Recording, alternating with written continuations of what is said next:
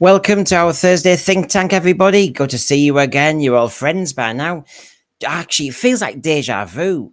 It was this time last week. I was looking again at other articles. The multiplication of these articles on the end of Doctor Who is a concern. The Guardian have piled in this time. Now, when the progressive liberal left join in, then you know there's something up.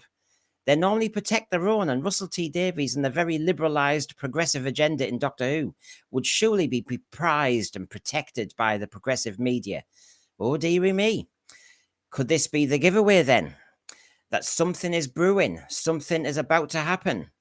Is this the open secret that no one dares officially say? But they all know in their privileged, well-networked whispering circles that something's up with Doctor Who. Anyway, welcome to our follow-up to the Thursday think tank. And I want to talk about last night as well for a moment as well, because I had some incredible feedback. I can see Tom by Chick is there. Stephen Marshall actually wrote the letter that of complaint. And so I want to show that. So welcome to the think tank, designed to explore one of the topics of the week in Doctor Who and put the comments and views of the thread central to the discussion. And I'm going to try and be better this week. You're the stars of this. Yesterday, we lamented people like John leaving in their numbers from their subscriptions and buying the Doctor Who monthly. That caused a storm, with some denying there was a problem and many others saying they felt the same. This might be the one key indicator that there is indeed a problem. Like I said, we're going to start the program with just some of those feedback comments, and then we'll get into the big debate about Doctor Who itself. So the bigger debate, where we go deeper into it, is the possible end of Doctor Who. What is actually the state of play? But also, there have been planned and accidental endings to Doctor Who. 1989, War Games was considered a moment. The Trial of a Time Lord, Capaldi's, that a lot of fans says that was the moment. So we'll be looking at all the options and, of course, the rumours about how this season ends. How would you like it to end if it's going to? Okay. So yeah, got a few tasty things to look up. And so obviously straight away, as we get into this discussion, end of Doctor Who and all the rest of it, let me just show you some of the comments from last night. So I'm going to go a bit larger here so that you can see, and then I'll get on with the debate. Rob Hardy, I mean, you're going to get some negatives, aren't you? I mean, honestly, speaking as not a lifelong fan, I'm afraid I failed to watch all this. That's my show. When it was clearly it was going to be too much of a rant to sit through. All I can say is that I continue to read and enjoy the magazine, blah, blah, blah. Unfortunately, knocking the show in one way or another seems to have become the in thing for certain speech marks fans. Whoa. Well, you'll see if you look at the feedback, I've given him quite a bit back, politely but firmly. Excuse me, you don't get to define what a fan is just because we are critical, open-minded. We challenge things. It's everything I asked every kid to do in school. You don't sit there passively going, oh, yeah, you're right, you're right, you're right. You actually challenge things. That doesn't mean you're not a fan. And I pointed out that his definition isn't going to be the one that counts, as you would expect me to. And then God knows what this person's name is. Cool. And the world needed to know this because... And I just wrote back and said, and I needed your feedback because... Anyway, you get some negativity. I'm used to it. I'm a teacher after all. Now, Tomboy Chick, thank you very much. You commented on somebody had written to the Doctor Who Monthly recently and complained. Here it is, because Stephen Marshall contacted me today and said I can use the letter and I can use his thoughts on it. So here we go. I was amazed to learn via Gary Gillett's column that the fourth Doctor harboured romantic feelings for the second Romana. I found it incredible that after all these years, such new facts about the show's original run can come to light. I felt sure that this would sit alongside such fan-pleasing revelations as Davros having legs, Sutekh still being alive, the War Chief being the Master, William Hartnell never having been the First Doctor, and his home planet's been anywhere but Gallifrey. And then I realised the timing of the article and that I'd been taken for an April Fool. Well done, Gary. You had me going there for a moment. Kind regards, Stephen Marshall. P.S. Less of the revisionist claptrap, please. I nearly cancelled my subscription over this. Well, I think we would all applaud that letter. Well done, you. But he said it was tweaked slightly. So let's just have a look at this. By removing the punchline to my joke, pretending that they'd intended this as an April Fool, they've made me sound far angrier than I actually am. So if you look at it again, that last bit there about the April Fool, they've taken that away. Did they edit and print my letter by way of balance, feeling they ought to as the tide begins to turn? I mean, that's how I commented yesterday, I know. I've considered cancelling my subscription a few times. Gary Gillett's article particularly annoyed me. Since when was the Fourth Doctor in love with Romana? Doctor Who Monthly should be publishing facts, not fan fiction. And before you ask, Brendan, no, I would not like to come on your show and all the rest of it. I know. I'm only saying that, by the way, everyone, because if you want to come on, you know I will say, let's talk. I'm still teeter on the brink, says Stephen, all the while thinking that if I wait, sooner or later, the sales will sink so low that they'll cancel the subscription for me. So, very interesting one. Thanks for letting us share that, Stephen. And thanks, Tomboy Chick, for reminding us, because Stephen saw your comment and got in touch with me today. Few other interesting ones. You see, most people got back to us about Doctor Who Monthly. It's a pivot. It's totemic. It is a real indicator that people are unhappy with the program. This survived the wilderness years, the magazine. So come on, it is a massive indicator. So Squinty Mint here said, it's a basic rule of commerce that it's much easier to hold on to loyal customers than to find new ones. And yet both the show and the magazine have gone out of their way to try and disprove this. And they admire John's perseverance up to now. Well, that's the rule, isn't it? You know, we're the customers. We are right. Stop telling us we're wrong. Garrett Williams, I gave it up on this magazine a long time ago when the reviews of the bad stories became uncritical. And Daniel Wright, I cancelled my decade-long subscription immediately after the Star Beast. You see, evidence there. We don't like these debates about pronouns and all the rest of it and politics and propagandizing. Just give us the magazine we've always loved. Time Team was mentioned by John yesterday, and a few people joined in on this. Enlightenment said, when they revamped Time Team and chucked the old crew out, I stopped buying the mag. Having invested so much time and effort into these people and their reactions, and then they were curtailed just at that point, I really wanted them to get to. Silverthorn, I quit buying this when Jodie Whittaker was announced. Andy's Vinyl, great video, Brendan. Thank you very much. You and your John story echoes my own journey with Doctor Who, but I think it's gone too political. And then the last little bit, folks, just to show you, we do read everyone. Edward Bracken, enjoyed the chat. Thank you. I agree with everything said. I first discovered the mag in 91, having been watching since 88. Great humour and opinions in it. I dipped out in 97, then was back in during 2003. But as soon as Ncuti was announced, I immediately cancelled, seeing the propaganda would continue. And Darren Bradley here, as a reader, since Doctor Who Weekly #1, I too cancelled around the same time the new Time Team crew were replaced. I mean, why did they do such? So there you go. Lots of feedback there. Now, before I move on, I'll just see if anybody's got anything on that just before we move on. RP, for example. Anyone seen the new Time Team episodes about Sutton Hoo? You see, this is it. The people have moved on.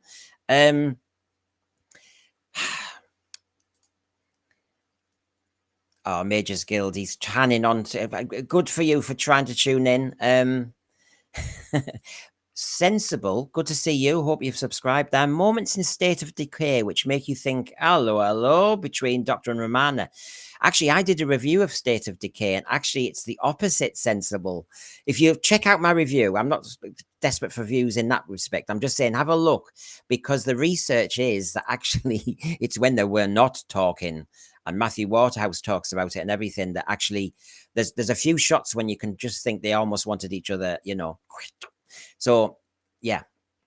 So, we've got a debate tonight, and you are the stars of this. I want you, the thread, to be given questions, joining in with your opinions, because this is the think tank, and the think tank works when everybody is involved. Our big topic, as you know, is all about the end of Doctor Who ? And of course, it's been mentioned by me today. You've got the two articles I was talking about this time last week from Mercator, Dr. Y, the sad degeneration of Doctor Who into unwatchable woke propaganda.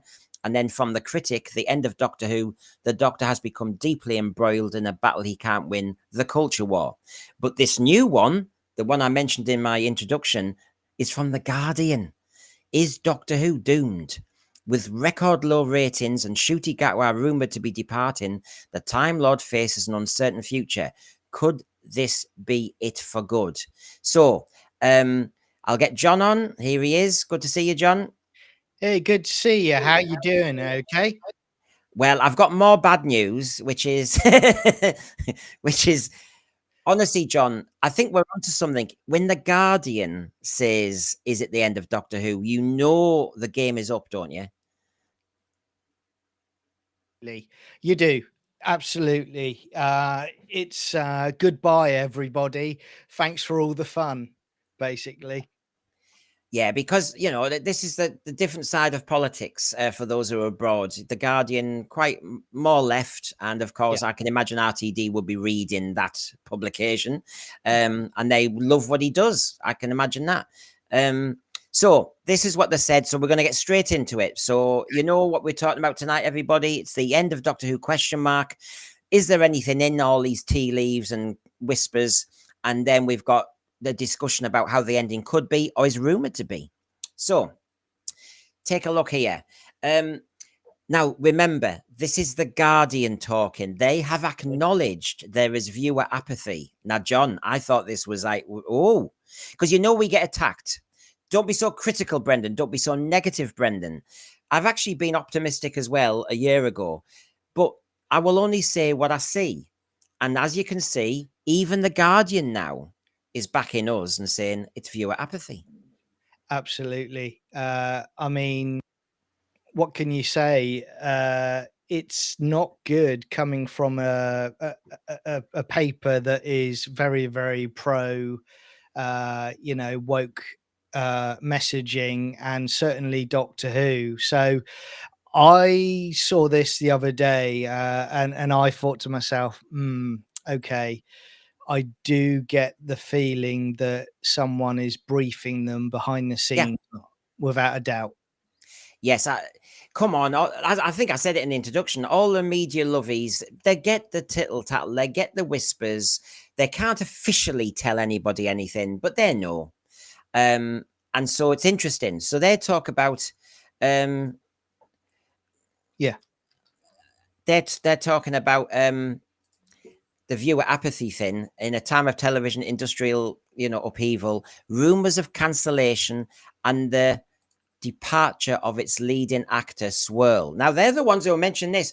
I'm not being negative. I'm reporting a respected media outlet. Now Matrix Lord, I knew was going to join us, so I will just take it what he says in a minute. So we're going to have a good think tank tonight because we've got different sides of the debate, which is perfect. So The Guardian mentions record low ratings. I suppose they can't deny what has happened. Yeah. And the fact that there's no sign from the BBC or the streaming partner of any show being mentioned beyond season 2. So they're telling us the truth, John, there. Now, this is where it gets tasty. I'll go bigger here for just these awkward bits. It says, it tells us the other fact. They've always said the plan was not to commission more episodes until after this season aired in full. Okay, we've heard that one. But then this is The Guardian. They remind us that RTD said in 2023, we'll have annual Doctor Who, no gap years, lots of content, on and on and on. Yeah. Well, what can you say? This is what I said to you before. Last year it was all touch grass and we're the best ever. Come on, bring it on. But now it's all fading away very, very quickly, isn't it? Yes. Now, Matrix Lord, I'll get him in here because he will push us in one direction with his theories and we might push back. Matrix Lord, the story arc is cancellation. So this is a meta. Miss Flood said the final curtain, we've all been played. We are part of the story arc. Everything is fake, connected to push the storyline. We had Whovians in looks. Right, Matrix Lord, I get it. I don't like that payoff if that's what they're going to do, Matrix Law. I don't know about you, John. I don't want the season arc of Doctor Who in 2025 with all that beautiful money we could have used in better ways to be all a joke about cancellation and the fans and stuff. No, Well, it's just lazy, isn't it? You know, it is so one-dimensional, you know, thinking from the writer, if that is what he's doing. Because how many years have we talked about Doctor Who having a big budget? And again, I've said to you before, I don't agree that Doctor Who necessarily needs a large budget. It needs strong scripts and good actors, and you make gold dust. But you know, we had the 96 TV movie which had a decent budget at the time, but they used it to the best of their abilities. This just feels like it's been squandered since season 1 came along. Yes, the production side of it, I would take that to the side. Some of the images I've seen look really, really good, but the scripts are awful. yeah, The yeah. acting is awful. So where's the money gone? Now, our job is to keep the thread involved here because the thread are the stars of this. So I'm going to get as much as I can in as we go. Tomboy chick, nobody wants to be critical. It's just that we refuse to be ostriches and bury our heads in the sand. This is it. I think some people, Tomboy chick, just don't want to hear. I get that. You know, but we heard this in 1985 when Doctor Who was cancelled. We heard this before. I think unfortunately sometimes now in this strange climate we're not allowed to actually just state facts and state the truth. It hurts people. Well, we've had to get used to that. Gosh, when Doctor Who wasn't even a popular program, I had to get used to that as well. You know, come on. So yes, I know I don't understand this lack of, you know, this is what I said to that bloke who challenged me. I said, listen, you're saying I'm not a fan just because, and you're saying I'm being negative. Is it being negative or critical or questioning or just not fooled by the first thing we're told? You know, come on. And you go on. Sorry, John. No, you're right. I mean, it's being critical. I mean, that's what every fandom has always done, because it comes out of a sense of love for your show that you enjoy, that you want it to be the best it can possibly be. And when you see what they're serving us at the moment, it's nowhere near top quality or what it can be. And that's why people are getting very passionate and frustrated about it. And people can sort of make accusations all they like, but there's a lot of fans out there that have been fans for a very, very long time that have just had enough of it. And it's just, if there were good stories in what I'd seen, I'd be praising it. But likewise, if they're bad stories, I'm going to criticize it as well. Well, Lance Uppercut here says, anyone seen the video with rumored links regarding lines of possible dialogue from the 2-part finale? Yes. Have you, John? No, not seen that. What's that about then? Right. Well, should we talk about it now for a few minutes, everybody? I was going to leave it till a bit later, but it looks as though Lance has brought it up. You better give me a subscription, you devil. No, the dialogue is, to be honest, it hints that Susan is part of this, that they planted a tree before they left Gallifrey. That the Doctor is cured. Yeah. As in, sorry, the Doctor is cured from the universe by something. And it says, don't you worry, I've cured you all of needing the Doctor. And so, you know, whether that falls into a storytelling Mrs. Flood, but you know, looking at the dialogue, there's dialogue about, you know, you've both got bad taste in men. So that sounds like it's a woman talking to the Doctor and Belinda, maybe. Yeah. It talks about crossing the line. I've crossed the line for the sake of everybody. In that case, I almost wonder whether Belinda is the traitor. And remember when you heard the word, the song "Toxic," when they were running out of, you know, you do wonder because they've already done "Toxic" once. So, Lance Uppercut, is my revision good? Have I done well there? Have I passed the exam? Have you? Let's find out. Let's find out. Right, episode 8 now. So, the Matrix is going to keep helping us here as well, because he has got a theory he keeps telling us, and it just helps with this. Yeah. RTD planted the seeds. He created the panic for spite. I have read his interviews saying stuff like this, that actually he knows how the fans like us will react. So he's actually done a very clever game of giving us tidbits to get our views up and freak out and all the rest of it, but actually it's all part of him showing us at the end whether it's cancelled or not. I don't know. I mean, But it's very low hanging fruit mentality from him, though, isn't it? At the end of the day, because you know, instead of trying to antagonize people and trying to get people, oh, is that little tidbit linked to this? How about you just write a really cracking season of Doctor Who, and then let the cards fall where they should? It's but John, the wouldn't it? arrogance, isn't it?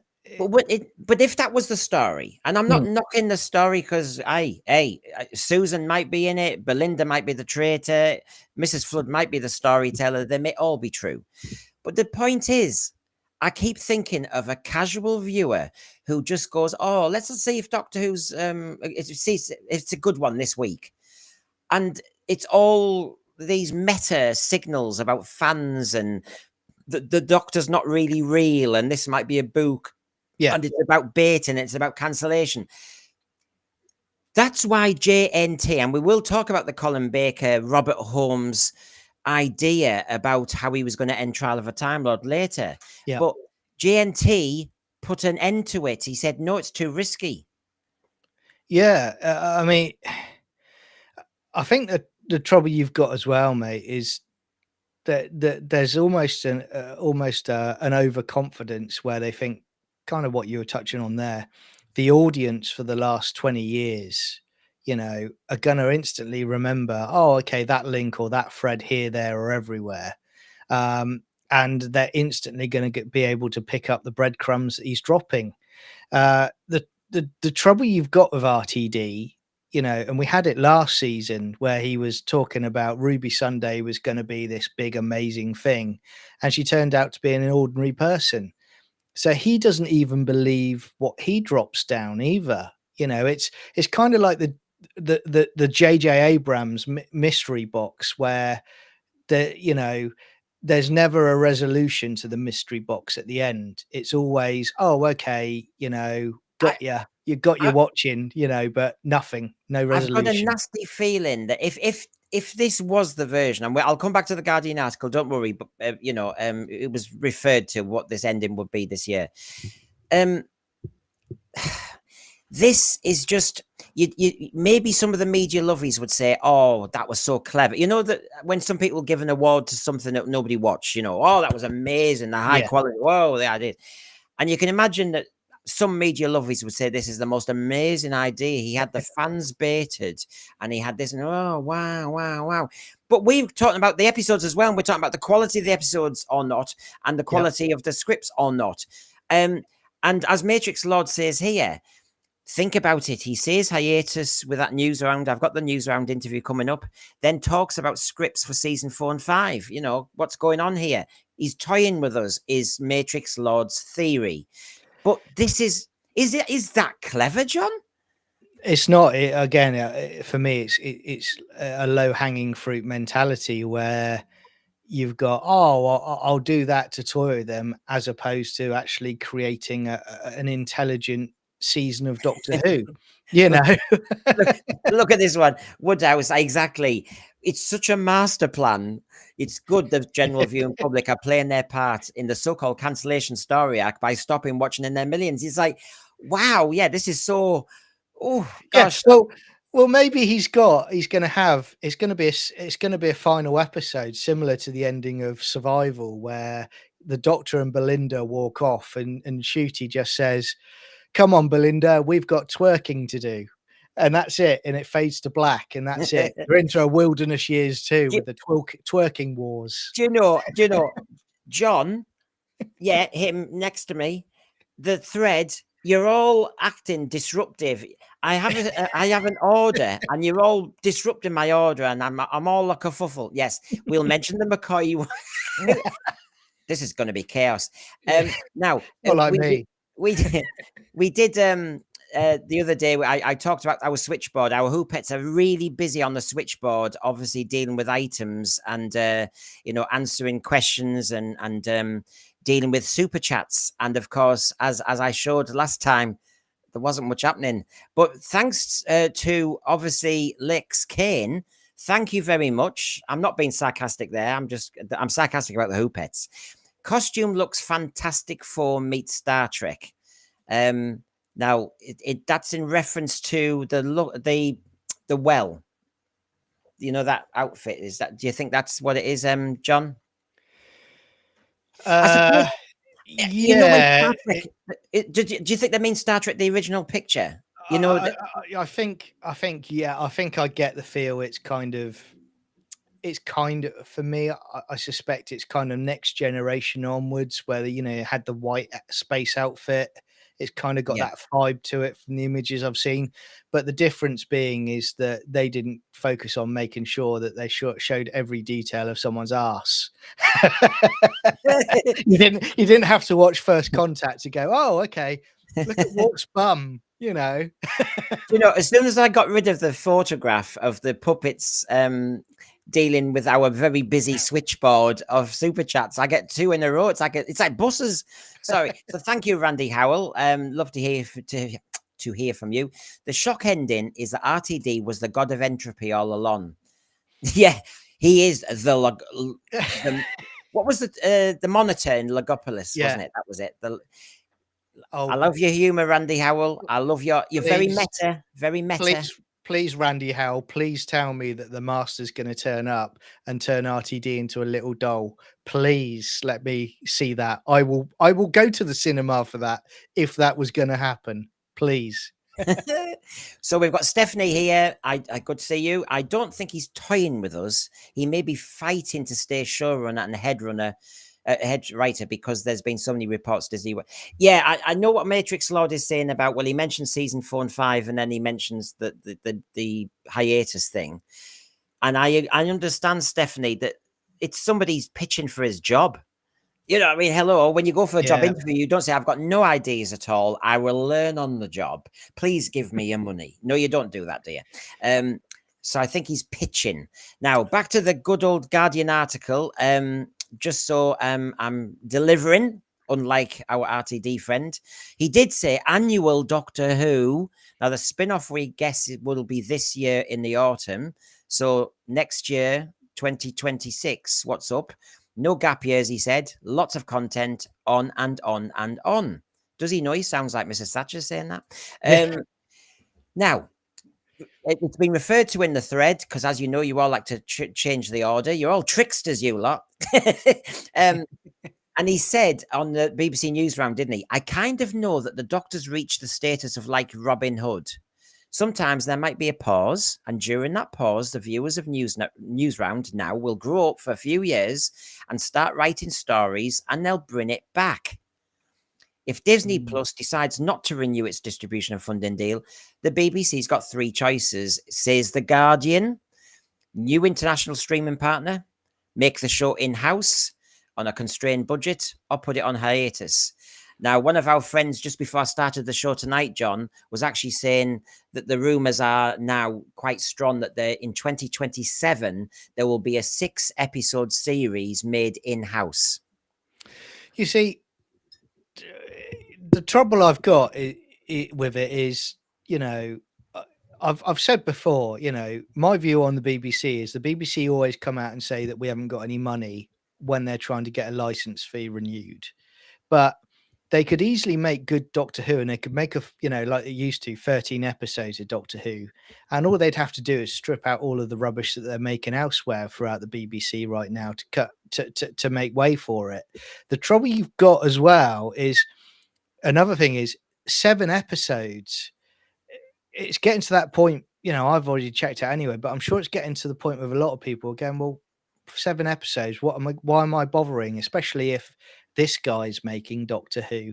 And the main problem you've got is if that happens, it's classic BBC where they never learn the right lessons.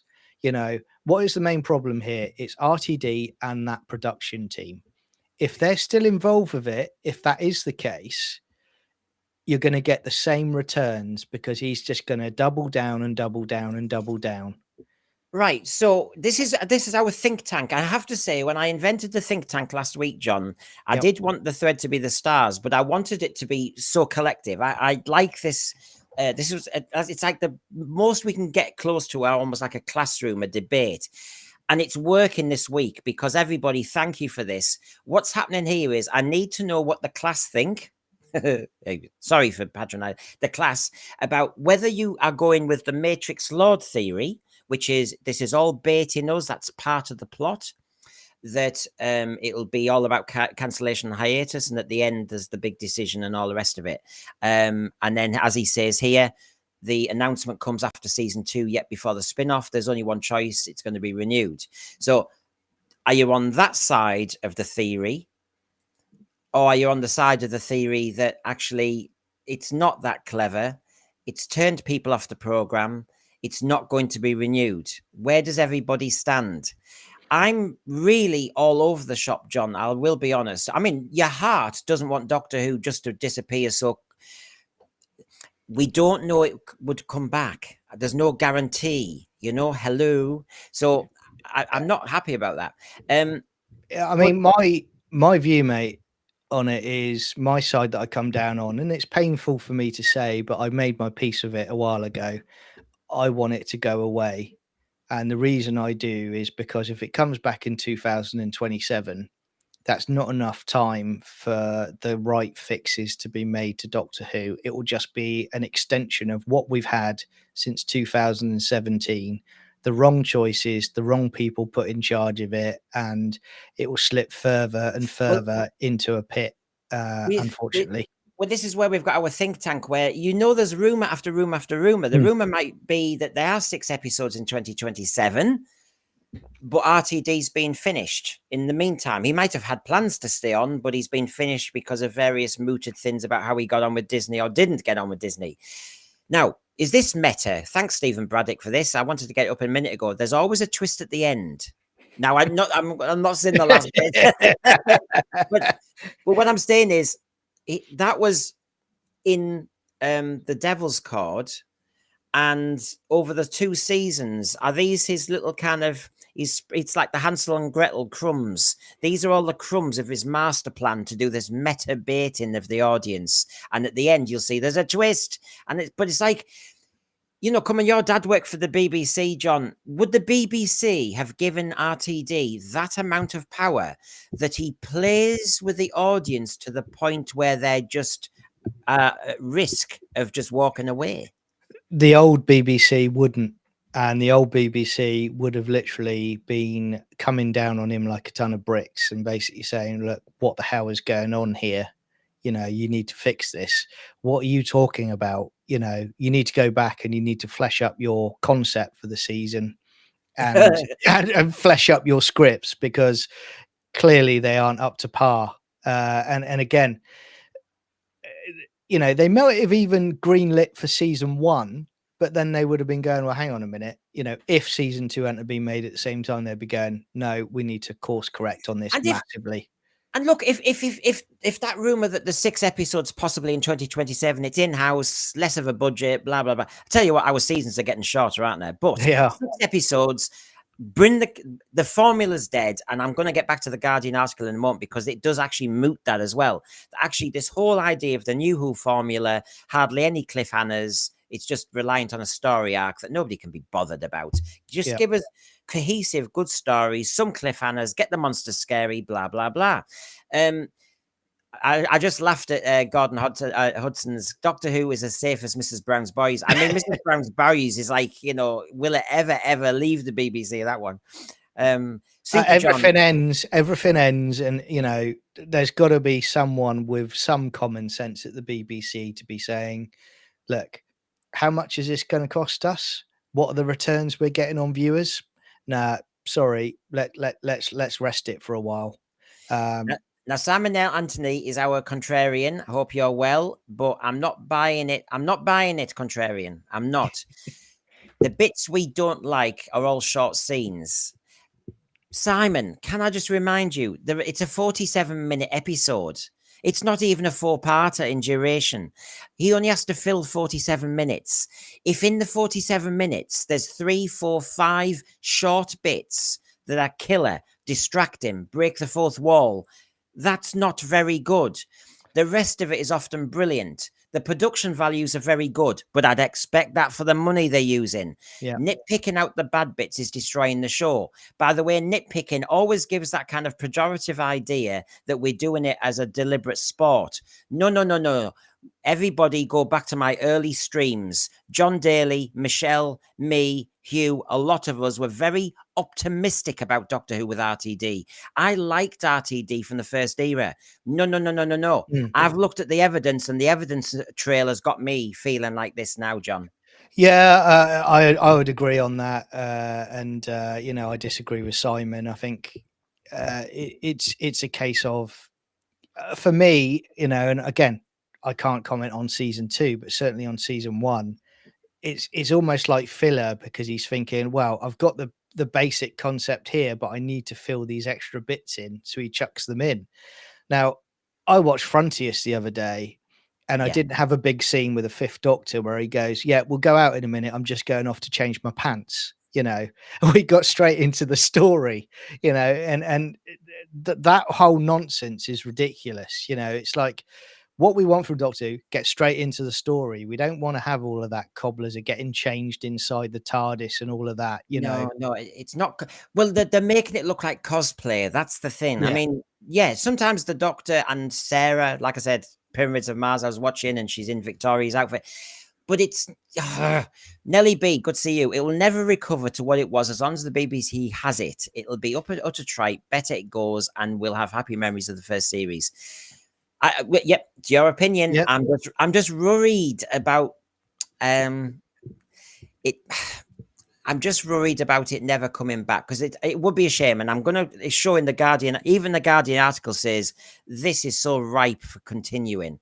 Now, Matrix Lord, I have a question, because I used to be a teacher. If there is only one order, why did RTD call it the First Order? Does that simply imply there's more than one? It does, yes. yeah. Thank you for that. Goodbye, everyone. No. So I did promise we'll just get back to this on the end of Doctor Who, and or not. So the Doctor Who, is it having a pause or not? We saw the Newsround article, as we know, and of course, are there 3 choices there? Yes. Now, the article continues that Doctor Who's been dogged by rumours of a premature exit for the show's leading light, 32-year-old Ncuti Gatwa.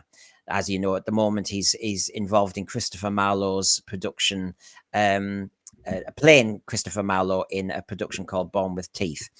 But that's going to use him up. He's in that till November. And they say that doesn't suggest the actor expects to be in the TARDIS anytime soon. And then I've put it in red, because this is the key bit. Reports of belated reshoots to the current series in February this year have only added to the rumour mill. A Gatwa exit would mean he had appeared in only 2 series. Well, whatever. But those are the other rumours, that they've had to reshoot a little bit because of things going wrong, not right. Now, there's 2 things here, John.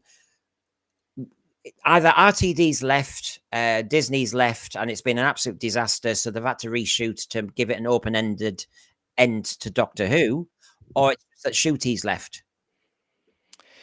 I think I've thought for a while. Ncuti's gone. He's moved on. I also think, you know, potentially RTD's gone, and I do think that there's going to be a rest of the series, in my opinion. So I think all of those 3 is a case. I just wanted to quickly drop in there with Simon Anthony's comment in there as well. You know, I appreciate he's got a differing opinion to mine, but he says about, well, it's got so negative, everyone is upset. I grant the reasons, but we're killing it as much as RTD. I disagree with that strongly, because the fault is entirely on RTD and the production team for this, not on ourselves.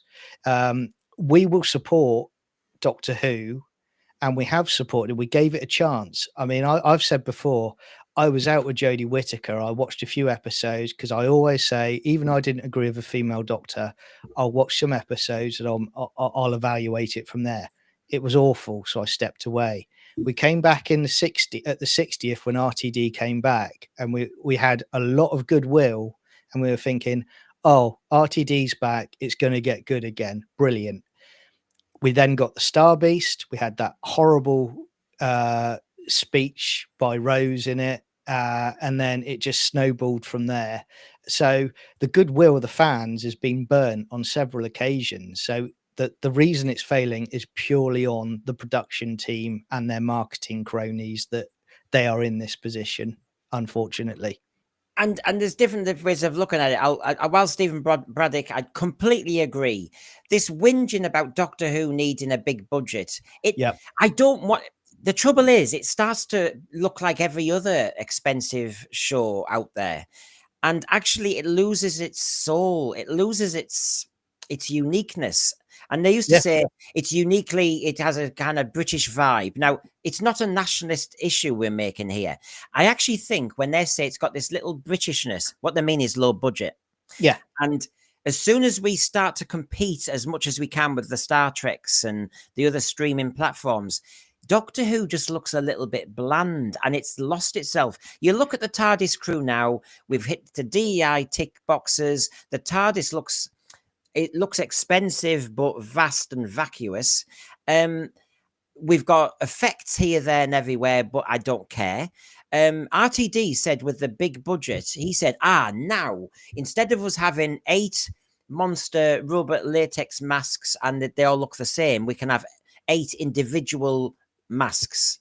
Yeah. As an example, I thought, I've never thought about this ever. I've never cared. I've never looked. By the way, although I will say, in the Visitation and the pteroleptals, one had a different scar and one has a slightly different colour.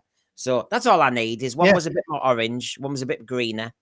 That was it. Yeah, I mean, I agree with Stephen Braddock 100% on this. I mean, I think it was, I'm paraphrasing, but even last year, I think RTD made a comment about, oh, if we lost Disney, we might have to go back to doing low budget, scary ghost stories. Yeah, great. Sign me up. You know, give me more horror of Fang Rock and stories like that. You know, I don't need a massive budget. I just need a tight script and great actors. The production team are clearly showing they've got the chops to do what they need to do, because all my criticism is not of the production team.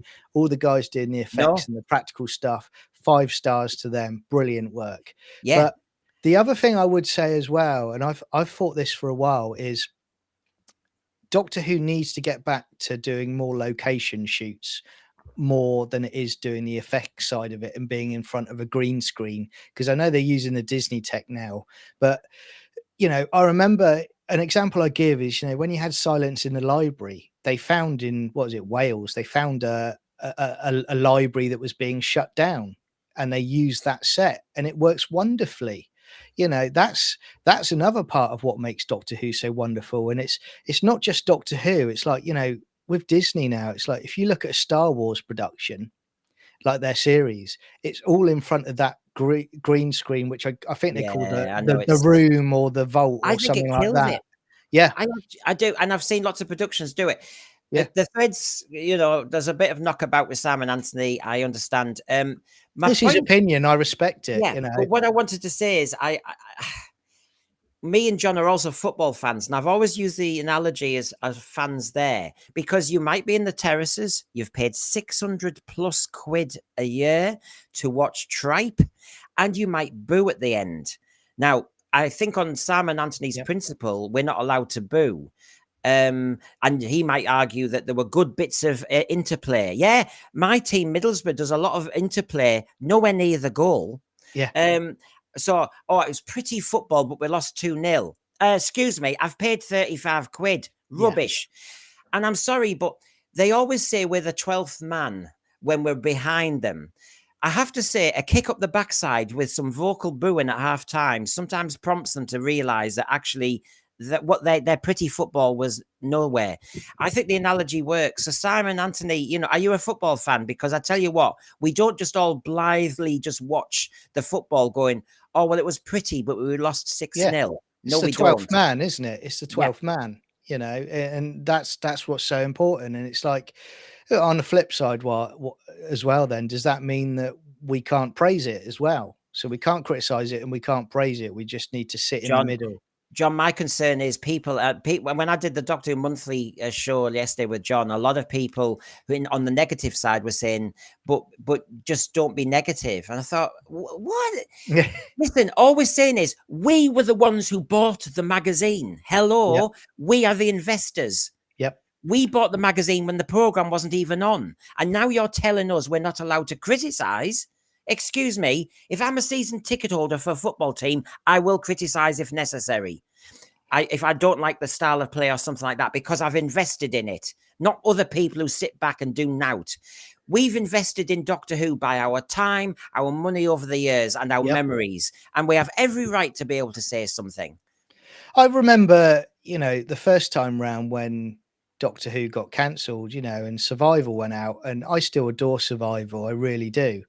But the general friends around me at school, they all thought it was complete rubbish. And then they said it deserves to be cancelled. This was when I was at school. And I didn't say to them, "Oh, well, you don't have the right to criticize, you don't know what you're talking about." No, Yeah. I understood with the general public and the general viewer, they checked out. And that is why it is being cancelled. The trouble is now is you cannot critically have a pop at the show without being called some sort of phobe. Well, But yeah. it's because of all the identity politics that's come in that there's all the phobes about. Right. Now Mm. remember, this is the Guardian on the left side of politics that RTD would approve of, and they said, however, viewer apathy. They've used that word, by the way. Hello, Simon Anthony. I think that's very negative. Isn't that negative? I'm going to sprag. I'm going to grass on the Guardian. Simon Anthony, that's really nasty. They've said viewer apathy. It might be a bigger problem for Doctor Who than money or casting. Lux set the unwanted record of the lowest overnight ratings in the 62-year history of the show. They had to say that fact. They do say that there was a huge uplift via streaming for Robot Revolution, and they also said there was a bounce back a bit for The Well. And so the BBC are confident that they can actually screen the series finale in all those UK cinemas. Okay. But it goes on, though. It goes on.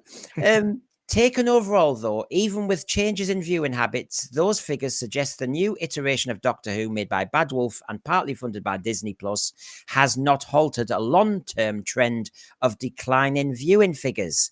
Yes, there you go. The great ITD, it hasn't worked. And so, therefore, now remember, John and Simon Anthony, The Guardian are saying this, not me. Yep. In red, it runs the risk of being a spin-off when they talk about the war between the land and the sea from a show that is no longer being made. Well, exactly that. And, we had a conversation, didn't we, when that spin-off got got announced. And we said, at the time, we said, they're running before they can walk. Yep. First of all, you make the primary show a knockout success. Then you do the spin-offs.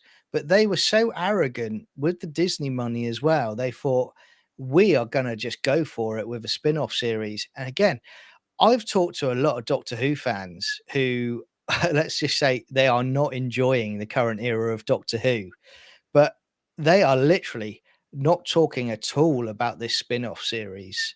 That spin-off series, when it hits Disney Plus, that is going to be dumped in one hit to get it over and done with, like a lot of failing shows that they've had on their streaming service. If it's not good, they put it all up at once. And I bet you that's what they'll do with this spin-off. But poor decision again. Now, you see, obviously, Simon Anthony, I mean, you're charging up the classroom here. I mean, if this was a classroom, I'd be running out. No, Simon Anthony. So, as you said, because I'm mentioning it's the Guardian, and so therefore. But Simon, you can't see the logic here, surely.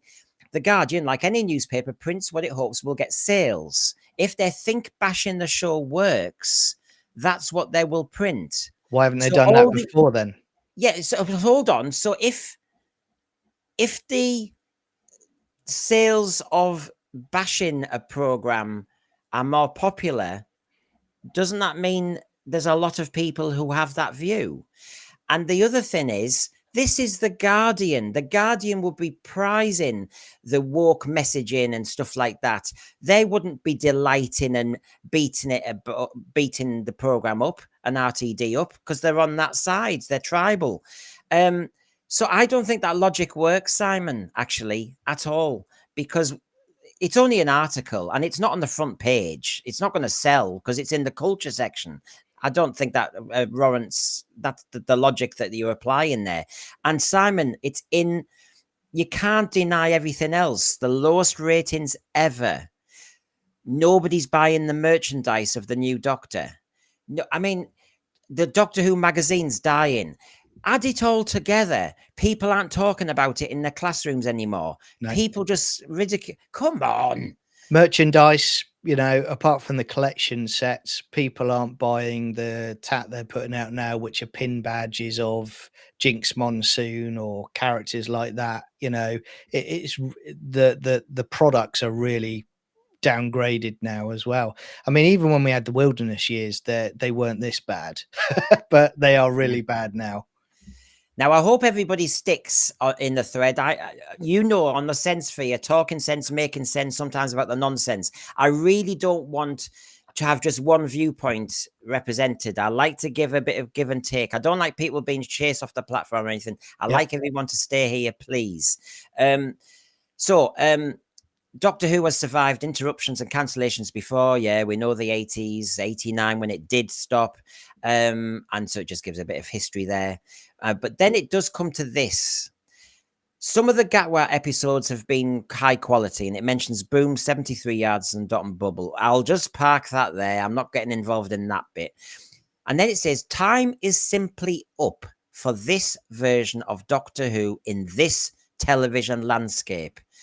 Now, John, I think it's fascinating because I think I would read that as, yeah, of course Doctor Who's not over. It shouldn't be, because as they're saying green at the bottom, I've put it in green, Doctor Who will always remain an irresistible storytelling formula. It's a gift. Yep. How the hell RTD has got it into such a predicament is beyond me. But I do think time is up for this new Who version where it's all wham bam thank you man plots. Yeah, I think you're right, and I think it's being borne out by the viewing figures. I mean, you know, I've said before, you know, it needs to go back to being a serious show again. You know, all of the, you know, all the silly humor that they put in it and all of the ideology that needs to be checked out, and it needs to have someone come in. And I've said to you before, it needs someone with balls of steel to come in and produce it and literally retcon, in my opinion, retcon from Jodie Whittaker onwards and reset if it's to stand a chance of coming back and being taken seriously again. Because since 2017, sadly, it's not the show that I grew up with. It's not the show my nieces grew up with who loved it in the RTD1 era. You know, it's made for a small percentage of people now, unfortunately. Simon, you've answered your own question. It's not an echo chamber. You're here to challenge and ask questions, and I've actually foregrounded a lot of what you've said. Hello. Toonami. I put Toonami. Thank you. I did see your tweet earlier and I referenced it and I just forgot who sent it. And that's naughty of me. I'm sorry. But yeah, Toonami, thank you. Auditions have already begun for the next Doctor. The show will continue with a low budget 6 episodes in 2027. Disney left in season 1. Send me your sources. Tell us your sources, please, because I do try and be very, you know, I enjoy people's rumors and bits and bobs, but if we can get to a primary source, I'd love it. It would help. But I don't want it.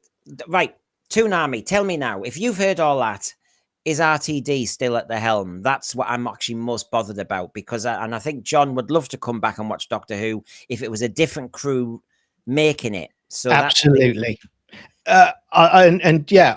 Just to follow on from that quickly, Brendan. Yeah, I would be back. I would support it. But I think the trouble you've got now is that if they go and it's already into auditions, that's a red a big red alarm bell going off for me straight away, because it's basically the same production people that are involved in that process. So I know what I'm going to get in that new series, unfortunately.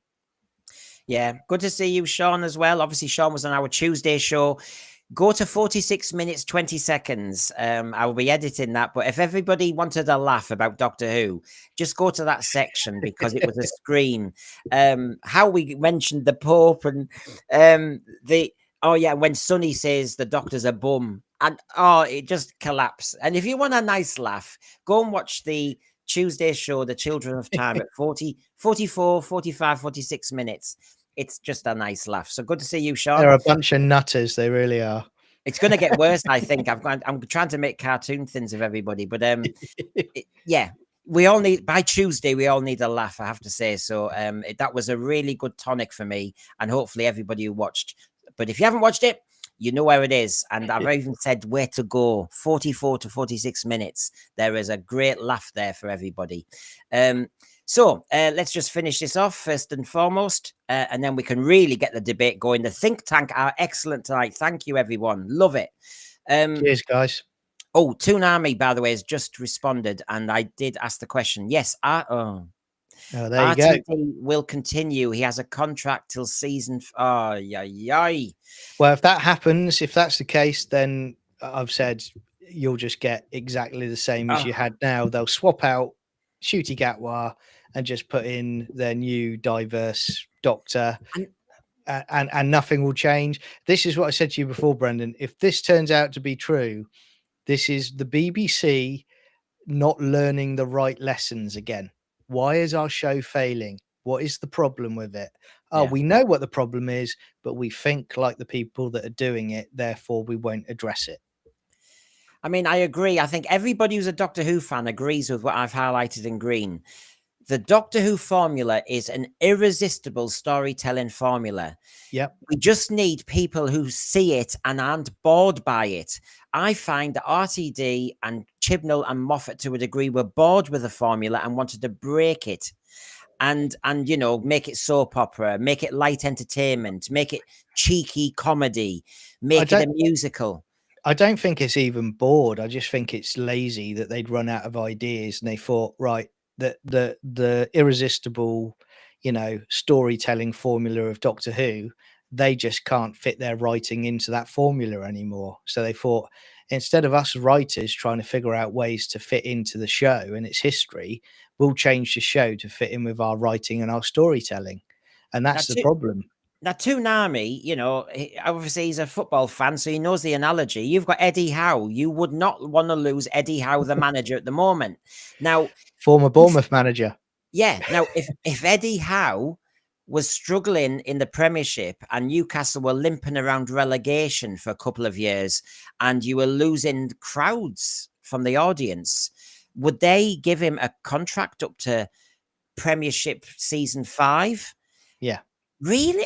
Because come on, everybody at the BBC, everybody at Disney knows the score. They are losing viewers and they're not coming back. What? And they're going to give him 3 more years? In football terms, that doesn't happen. No. Yeah. I think, yeah, as Lee was saying in the chat, good to see you, Lee. I think, yeah, like football, managers can be bought out of contracts and, you know, removed from their positions. And I think RTD can be as well. But with Disney going, even though that he has this massive failure, I still think that he's got a lot of friends at the BBC that wouldn't be looking to do that. They'll just double down with it, unfortunately. But this is it. And my another, I used to get told off at parents' evening for this by the other teacher. They said, you use too many metaphors. But the point is, I can see them vividly. The other one is, this is a wounded animal. It needs to be put down. The analogy collapses because you want to bring it back Lazarus like. I don't know how you do that. But anyway, but the point is, it needs maybe to be put down for a while, if ever that concept exists. We do sci-fi. It's allowed. And it comes back as K9. There you go. But I don't think letting it limp on is a very good move. You have to cauterize it. You have to start again. You have to refresh. Instead of saying, oh, let's give the football manager another year or two, playing the same rubbish football that he's been playing for 2 years. In other words, he's not going to change now. You change the setup. And I just think that's what's needed.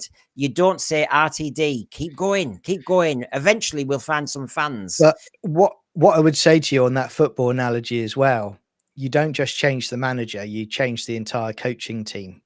They move on with the manager, you know, fresh minds, new ideas. And you would need that with this iteration of Doctor Who.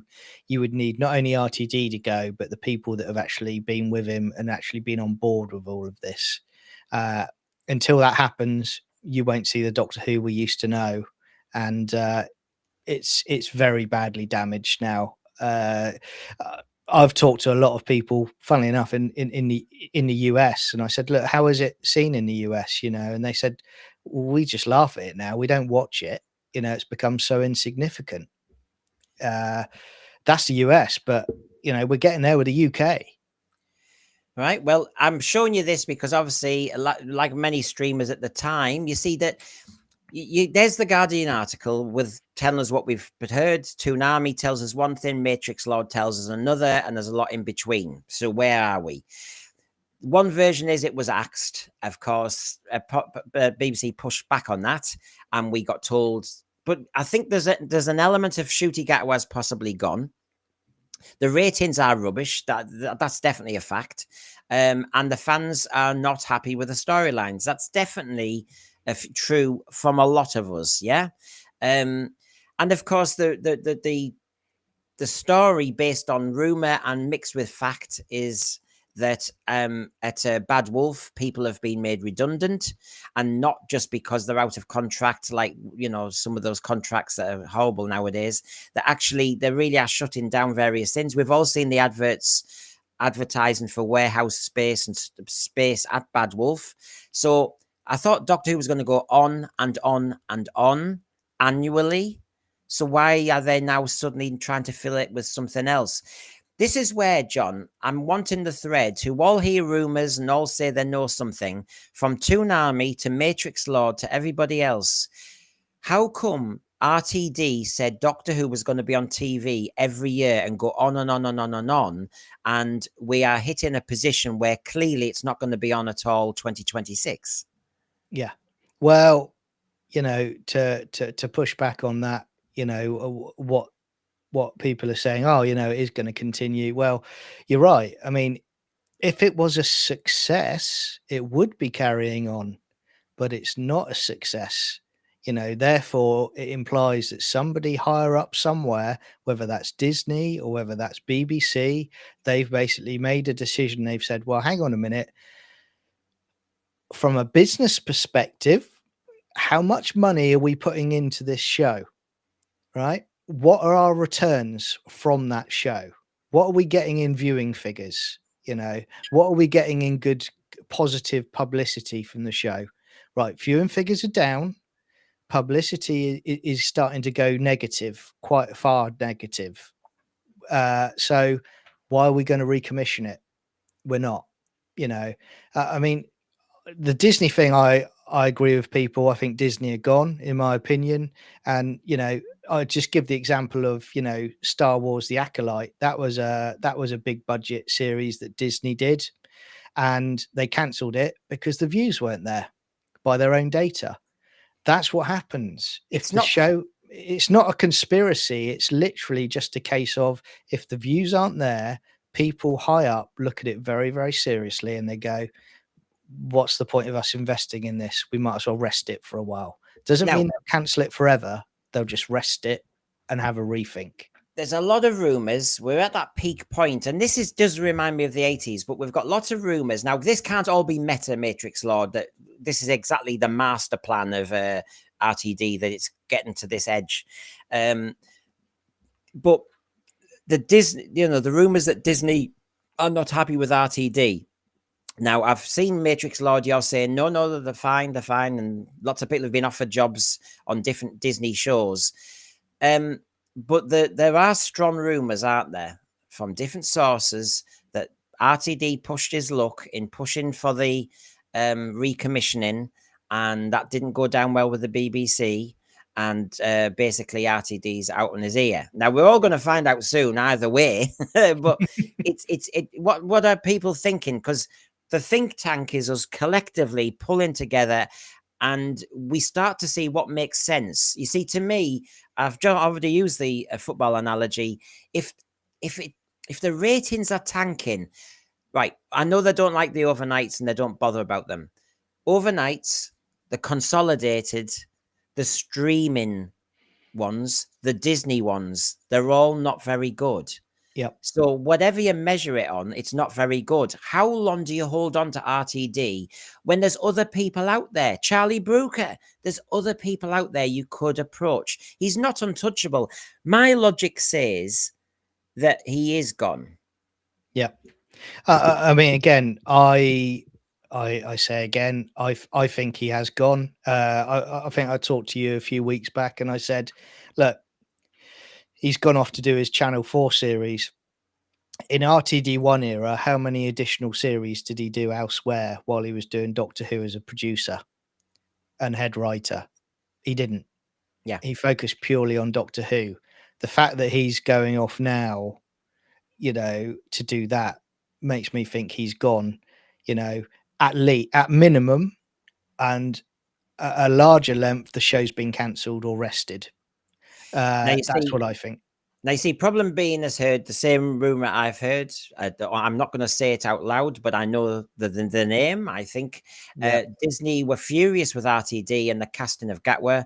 There was a totally different actor lined up. And if that name is true, it would have been... Well, you see, some people are saying that would have been a brilliant difference, but it's the same scripts. Exactly that. And, for me, I've thought about this a lot because I know exactly what Lee's on about there. And for me, I'm thinking to myself, did he change the scripts to be more diverse when he brought Ncuti in, or was it always the case? And I think he adapted the scripts for his Ncuti casting.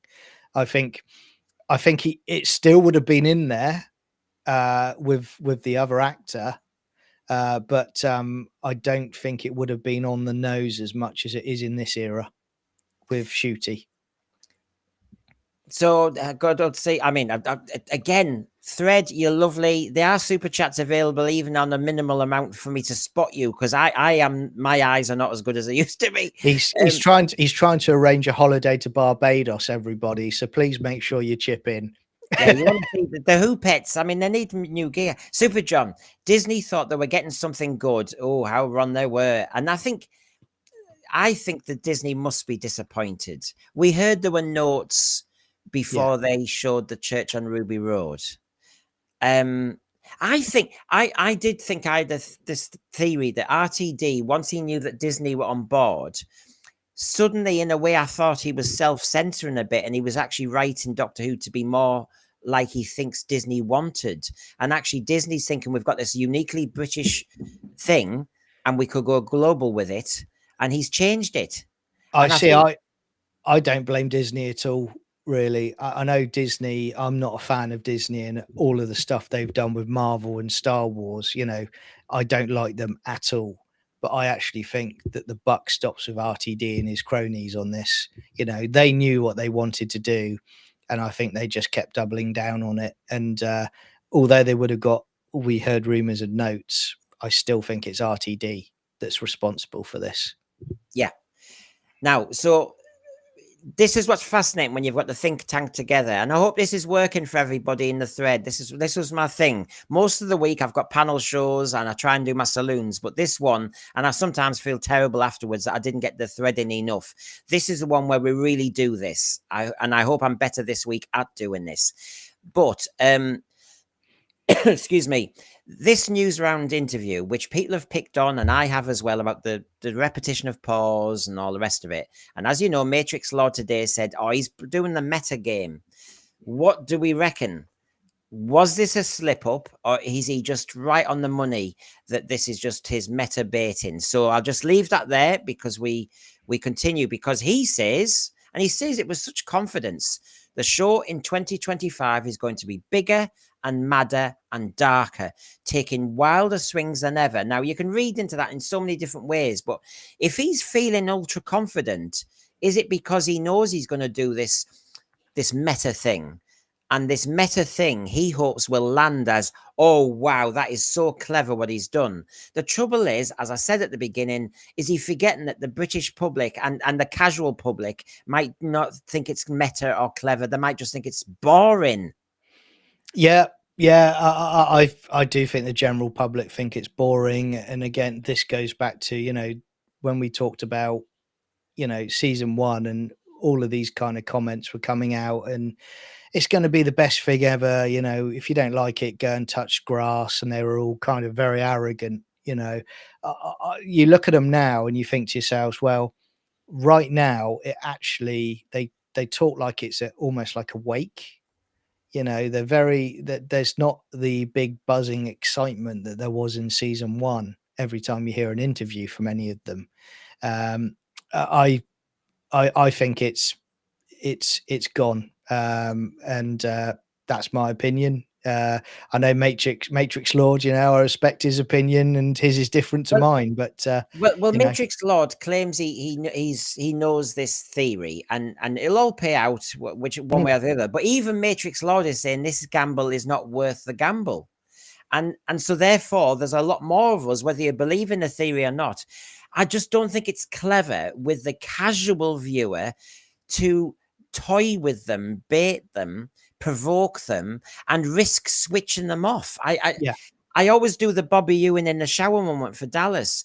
Now, that was accidental because I didn't know they were going to be able to get Patrick Duffy back, but it was still undoubtedly a mistake to actually bring him back, because it was basically saying we'd wasted our time watching a series that no longer existed. Yeah. So I don't like this meta argument. I think it's too clever by half. It's fan fiction, and I'm sorry, but it's too risky. And I've also seen Matrix Lord saying, oh no, they're backing RTD to the hilt. He's wanting the 16th Doctor to be a female. You see, to me, that we're over. We're over. Absolutely. Messing on with the Doctor Who. Sorry, I'm not anti-women, and I'm not this, and I'm not that. But don't change the Doctor Who brand. Stop it. Exactly that. And in the comments, I agree with Simon Anthony. There you go. But he was saying, where is it? Basically said Doctor Who is smaller than RTD4. Essentially. Sorry, Simon. And he treated it badly, and he will be sorry. Simon Anthony is 100% correct on that, because my view always was he came back and he wanted to swing for the fences and go, right, okay, season 1, we're going after the US audience. That's what we're focusing on. And he ignored the UK audience. The marketing all proved that as well, because you had all those shots of the advertising on the tubes in New York, and they really pushed it out in the US. Doctor Who should be made primarily to start with for the UK audience. That was what made it so successful to begin with. That's what the Americans want. Exactly. It's a British thing that they love. You're trying to Americanize it, Yeah, so many American panelists and Americans in the thread have said that. I have Horror's editorial. Thank you very much. He's enjoying being cheeky. He's trying to get my good books again because he was in detention with Sean. The ratings will increase. Happy times. Thanks, Brendan. Oh, yeah. Now he's saying, of course, if Brendan goes to Tenerife on holiday, my ratings will go up. Yeah, if I get on the...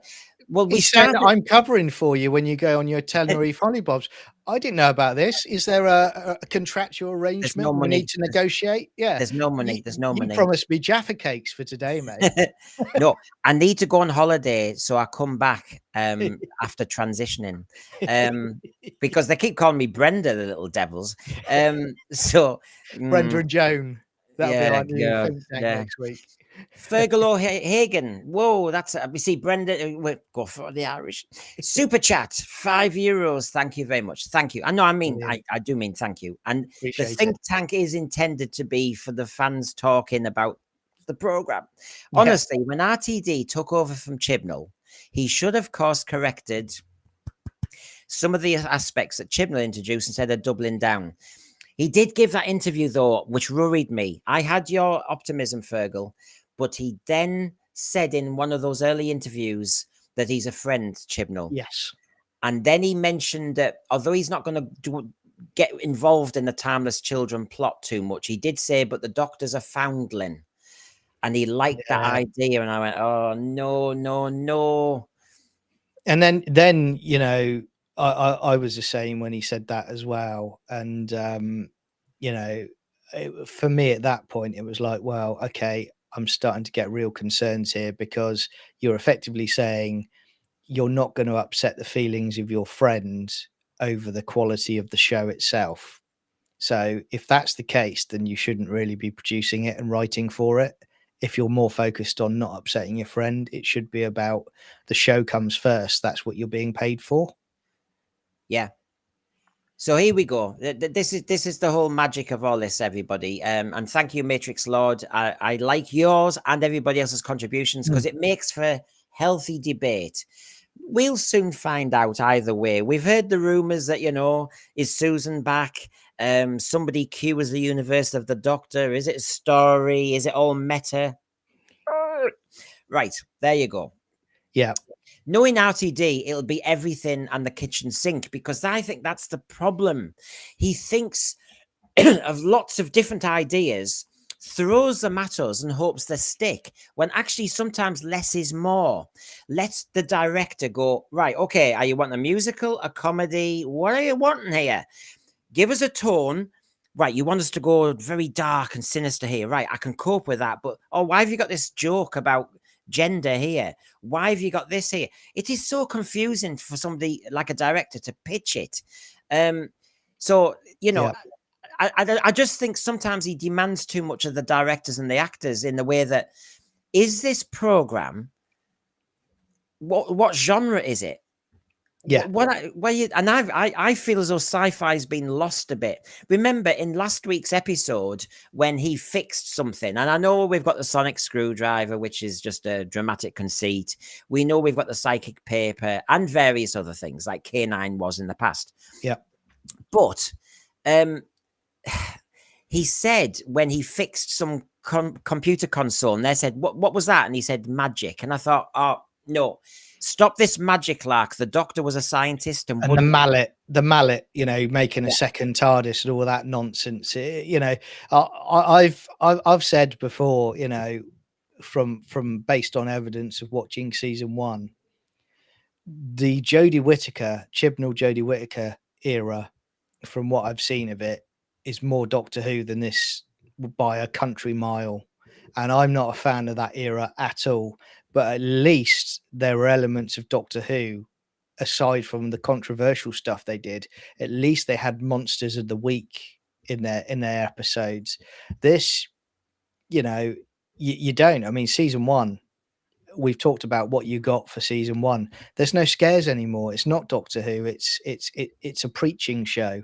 You know, it should be on Sundays. You know, it's like Songs of Praise now, but for a different audience. It's that bad. Yeah. Well, Randy Howell, I'm trying to work it out. For only 48 likes, but 150 odd watching. It's more now. So, yeah, is that good or bad? Are people not enjoying the chat? Because we want to make our Thursday think tanks all about the audience, sharing theories. We're going to move now into the area of what ending would work. We've got the Colin Baker mooted one with Robert Holmes. We've got the Sylvester McCoy one. We've got various ones, and we've already started on the rumors for this year. So it's going to be quite tasty. Now, I just wanted to finish on reminding people, these are the facts in front of you here on the ratings. It's been tanking for a while. You can see there's more red than there is green. Ratings going down, ratings going up. Excuse me. And of course, I'll keep that in the distance. If you just squint, you can see from the 50th, with the Day of the Doctor, to now, last week's episode, you can see that we have lost millions. You see there what's going on. The trend is there. So the Guardian was pointing out that. Now, I thought, John, just before we move on to all the different endings that are possible and really enjoy a nice think tank with everybody, when you look at that and you inherit the show as the showrunner, you don't dabble with it. you don't experiment with it? Or, John, is RTD, maybe it's misplaced, but actually he's looking at that graph and he's going, right, we have a peak when we change doctor sometimes. We have a peak when we change it to a woman once. You know, I can see where the peaks are, and then we go back to normal on the line graph. It is getting worse. So I need to course correct and make Doctor Who a very different program for 2025. I'm going to have music. I'm going to have jokes. I'm going to have gender bending stuff. You know, is that his theory, do you think? It wouldn't surprise me. I think he was always coming back, you know, as much as many people thought, oh, he's coming back to save the show. He came back to preach, and he came back to push his ideology. I think that's the primary focus. I don't think he thought, I've got to save it by taking it in a completely different direction like he has, because by doing that, you're alienating a large proportion of your potential audience by going that route. And you would have hoped someone would have pointed that out to him. I think for me, if it had been me coming in after Flux, I would have been saying, right, okay, no, what we need to do is we need to take Doctor Who back to traditional Doctor Who. We need to have it scary for the per story. We need to have have engaging scripts, and we need to have a first class actor to play the role. And yes, it's a male. It's a male that's playing the role, because the Doctor is a male of his species. I think that would have put it back up, got it going back up again, because you know, you can do gimmicks all you like, but when it comes down to it, that fades over time, because people go, I've seen that gimmick before. You've done that Yeah, a few years ago. So they focus on, how good is the story? You know, is yeah. it going to make me put my phone down and actually watch the story while I'm doing, instead of just doing something else with it on in the background? That's where we are now. And I think that's So where they didn't learn the right lessons. now, so as we're going into the section about the different endings, what we'd like and what we would have liked in the past. Because so many fans, for example, say 2017 and no more. So they prefer the way Capaldi ended. And people are starting to tell us in the thread. So I'm going to bring them up first because it's fascinating this. And we're going to look at some of them. I've got the details. Super John. It was going to be Jodie regenerating into the sunset, and the closing credits, it was going to get cancelled before RTD stepped in. Yeah, I've heard that one, Super John, that basically it was almost like an Adric ending. It would have just gone to black, and who knows? At least they kept it open then, if that was what they were going to do. And this is Yeah. what I mean about, do you put the dog down or do you just limp on? Because then we got the specials with David Tennant and Catherine Tate. Obviously, that gave us a blip. It wasn't the most amazing blip back up, and then we go back to normal. And of course, it was one of the gimmicks, John, because obviously we'll get Catherine Tate and David Tennant back, not permanently, just to bump up the ratings and interest. Then we'll Yeah. do what we want to do with the program. We've got a black doctor. He's going to be gay and blah, blah, blah. And then the ratings start to do the usual. But I Yeah. have to say that I won't get the graph back up because some people hate the maths, but that graph is only about New Who. And my point is here. New Who is dead. The Yeah. formula is dead. The Yep. formula, as you've just said, John, is boring.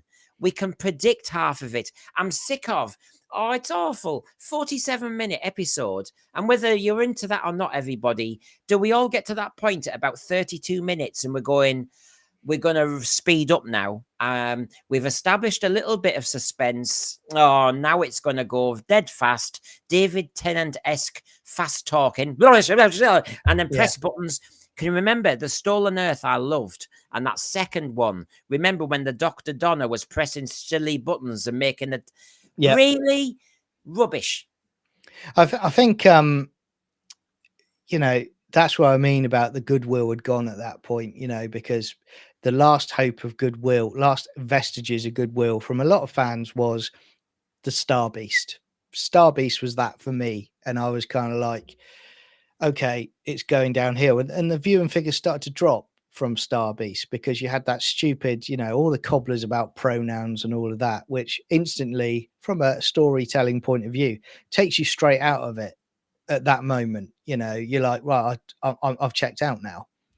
And it carried on. And, I know a lot of people were probably just like I was for a time. I was kind of just like, watching like you would, you drive past an car accident. Yeah. And I was thinking, right, how bad's it going to be this week? And that was horrible for me as a Doctor Who fan, that I'd got to that point. But, this is the whole point about being critical about it. If you love a show so much, you're not going to sit there and just accept slop that they serve you. You're going to actually say, well, J&T, all credit to him, J&T got grief in the 80s, but he would come on the talk shows and he would listen to them and he would actually take it on the chin and he'd go away. These guys can't do that because they'll throw their toys out of the pram or they'll tell someone to F off on Instagram. Well, I'm going to just show you some of the theories about which would be the best ending. Then we're going to look at them. We're actually going to then look at them. So, to here, my ideal ending would be that we go back to Peter Capaldi's TARDIS. Instead, we see Anthony Stewart Head as if waking from a nightmare. You're doing a bit of Bobby Ewing in the shower there, aren't you? And a lot of people have said, could it have please been Capaldi? And because they like the speech and they're just like, and it's also they probably didn't like what happened after that. So we had a few theories like that. Now let's get to it. Let's see which endings you preferred, everybody. So excuse me. And yeah, I just wanted to say Charlie Brooker, as you know, was going to be mentioned for an episode or two. Now, Colin Baker, The Trial of a Time Lord. Now, John, this one, of course, the one that didn't happen. Was this being a good idea, or did J&T have it right? Now, if I just show everybody what was going to go on here. So I'm going to go a bit bigger, everybody. Yep. So Robert Holmes originally, now most of it, this page is mostly about what we actually saw in the Ultimate Four. Okay.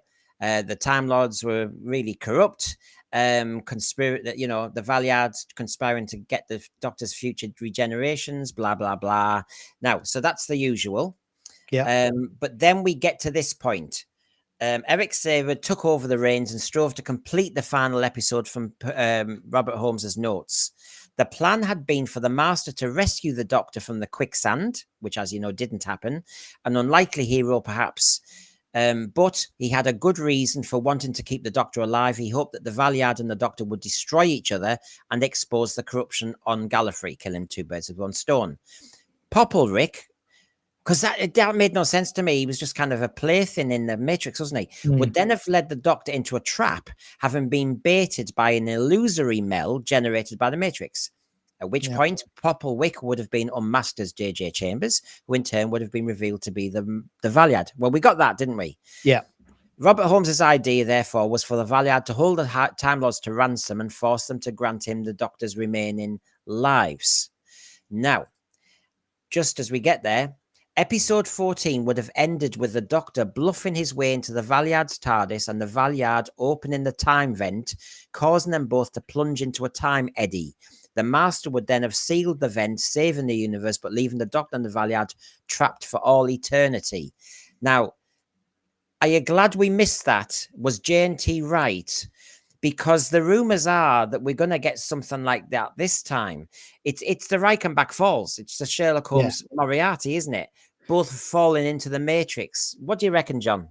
I quite like the idea, actually. I quite like that being a cliffhanger, that would have certainly engaged with a lot of just general viewers as well, I would think. But, one thing I've learned over the years is never go against Bob Holmes.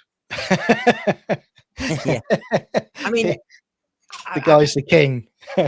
He certainly had a lot of ideas. I mean, he did the Matrix in The Deadly Assassin. And so, of course, let's revisit the Matrix properly. Arc of Infinity and other ones have actually started to ruin it slightly, overuse it. I hated the way they used the Matrix in Trial of a Time Lord, regarding the keeper of the matrix, and all you have to do is kick him in the shins, and then Yeah. you can enter it like it's a kind of play school, go through the round window, and you're in the Yes. matrix. Remember the deadly assassin? He had electrodes. Tom Baker was sweating, and it looked as though you risk your life. Now you just jump through a portal like Stargate, and hooray! Yeah. Yeah, but remember the ending for Trial of a Time Lord, you know, did we ever leave the Matrix? You Yeah. know, you know, talk about meta. Yeah. Well, can better be better. So Sadako 24, an ending like that would have been a bit too open-ended. Yes, and I think I agree with JNT that the program was too at risk. He knew all the politics going on upstairs, and it's too risky to give them a gift. There you go. I've made a whole season of Doctor Who where it's Yeah, I get open-ended. that. Yeah. Hello, BBC executives. Do you want to just cancel it? Because I've set it up for you. Yeah, I get that, JNT. It's too risky. But where we are now, with current Who and everybody, including Matrix Lord, saying it's a meta plot, and I still think that after, I mean, we've seen the graph. After the Chibnall era, we've limped along still. Isn't Yeah. this a bit too risky to do this now? I think JNT was right. Never do this. I think you're right. You know, I do think you should never do it. Like the rumors about what they're going to attempt to do now, and I think, you know, I liked JNT. I liked the fact of, you know, regardless of what you know, personally what he believed, he made sure that he did what was right for Doctor Who. You don't have that now, unfortunately. So they will do anything that they want to do. But going back to how the Trial of a Time Lord was going to end under Bob Holmes, it's quite interesting because that is almost like what you got sort of the 90s onwards. You know, you got that season finale cliffhanger. He was kind of thinking almost, yes, there was a cancellation thing around it, but that's almost a cliffhanger that you got certainly when it came back in 2005. So you had that, oh, how are they going to get out of this one? Join us for the new season. Whereas, as you know, bar the key to time, you effectively, you know, and a couple of others I won't go into here, but effectively the stories were pretty much locked together, weren't they, throughout Yeah. the classic Who. Yeah. But I can see Artie did earn it. I can see him. I can see him doubling down as much as possible towards the end. And I've said to you before, I think that he's going to do some more stuff that's going to upset people before he gets to the end of it. I really do. It's just and I don't like just criticizing. Right, No. you all watch different streams, and some people really enjoy criticizing, I think, almost for the sake of it. I don't like doing this. I haven't met these people, and I have a kind of rule. I don't like slagging people off without evidence, obviously. But he Criticism. has, Well, hasn't he he? has. But like Yeah. over the overseer says here, it does make you wonder how JNT would feel if he saw the damage RTD has done to Doctor Who in the last couple of years. Because it makes me think over the overseer that in the end, it has to be a high level of ultra confidence or arrogance that you can do things that JNT was aware of politically in the BBC. Don't do that. Don't change the TARDIS. Don't do this. Don't do that. And he's obviously thought, do you know what? I can do it. Well, you better land it. You better make sure this works. Gosh, he's either the bravest showrunner in history to hope this lands, or it's Yeah. an absolute balls up. Yeah. I think it, well, I mean, based on the data and the evidence I've seen so far, it's certainly going to be a balls up. I think the evidence is out there, though, that, you know, one thing RTD did in season one and he's done before, he can normally set up a finale quite well, but it's the payoff that is always terrible in the finale itself. Last season is a classic example of it. It's I think he's going to double down on it. I think there's going to be some crazy stuff in there that, I look Yeah. forward to hearing all of you in the chat and Brendan talking about when you get there. But this is it. This is his track record. He does have within everything he throws at us some good ideas, but instead of thinking, and this is real bravery, you go, that's the one idea I'm going to hone down on for this whole episode or story. Instead, you throw a lot at us and hope some of it sticks. That's not being clever, and it's actually not prioritizing either. It's just not getting it right. So I've mooted to everybody the Robert Holmes version. Would you prefer, if Doctor Who does end, that we do a kind of Reichenbach Falls, that they fall into the Matrix, or would you prefer the mooted Jodie Whittaker ending, which is you just start to see a regeneration? The other version is you like the McCoy years? You know me. I was a slightly older person than you, and I was a bit over it. This ending, how did you feel about this? Is this the way we should go? Well, I really liked it, and I still really like it, because I think from memory, I think they filmed the scene walking away, but then Sylve had to come back and do a bit of ADR a few days later to do the what Andrew Cartmore had written. But I think it's lovely in the way they did it, and finishing with "Come on, Ace, we've got work to do." Yeah. That's great. And that kind of led me into what is now called the wilderness years, because with that ending with survival, I just picked up with the Virgin New Adventures. I picked up with the BBC books after that, Big Finish when it got to it. And although I missed and I longed for it to be back on TV, I was kind of okay. And I liked the fact that it wasn't just a black screen. It was kind of like they've done it like the Doctor is still out there doing stuff. It's not like other series where you go, right, this is a season finale. They've all disbanded and gone their own ways. This was like they're going into the TARDIS and they're carrying on with adventures, but it's just not on the screen. I think it was done really, really well. So we've got, I mean, let's just remind ourselves, there's people from different eras here, I understand. So this isn't my favorite era, but I understand for some people it is. And you all know that at the end of Survival, part 3, we had this moment, which John started to relate to. There are worlds out there where the sky is burning, where the seas are asleep and the rivers dream. People made of smoke and cities made of song. Somewhere there's danger, somewhere there's injustice, and somewhere else the tea's getting cold. Come on, Ace, we've got work to do. Now, those who love that era do say, like John, that they really like that. Now, it's very open-ended, so that means it's not being killed off. It gives hope for the future. It's got a bit of that kind of cheekiness and wild adventure, wanderers in the fourth dimension. It's got an element of that to it. I almost found it too kind of safe, when I say safe, too urban, because I liked the idea of the Doctor and the Master stuck, when they were almost becoming cheetah people, sorry. And their eyes changed and they were fighting a bit like Reichenbach Falls. And I thought, oh, what a way to end all of classic Who. Yeah, I was going to say to you quickly, just jumping in, mate, Julianne Goodwin, where she said, don't end like the McCoy years. That would mean all the Gatwa doctor would be the placeholder. No, thank you. I agree with that, because if you're going into, say, a second wilderness years, the last thing I want to do when I go to pick up a Doctor Who novel is to see Ncuti on the front cover with his arse out for 16 years, Yeah, I know. Yeah, that's our freeze frame shot, like the deadly assassin drowning. David Harding, how's the weather in Toronto? I hear the ending was not there because the series was ending, but I can't imagine a better way to send the Doctor and Ice off into the future post series. Well, it left hope. It's just I don't know. I like this idea that the Doctor and the Master were battling it out and we don't know how it finished. And it does leave it still open. How did they get off that planet? That sort of thing.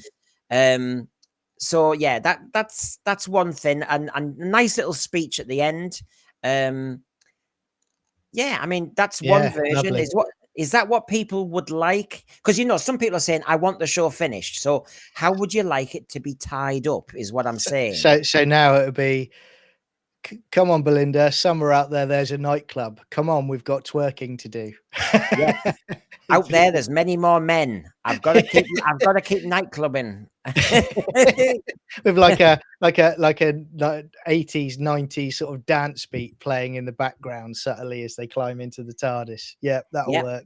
Somewhere out there's many more canal streets. Somewhere out there's many more outfits I can buy and experiment with.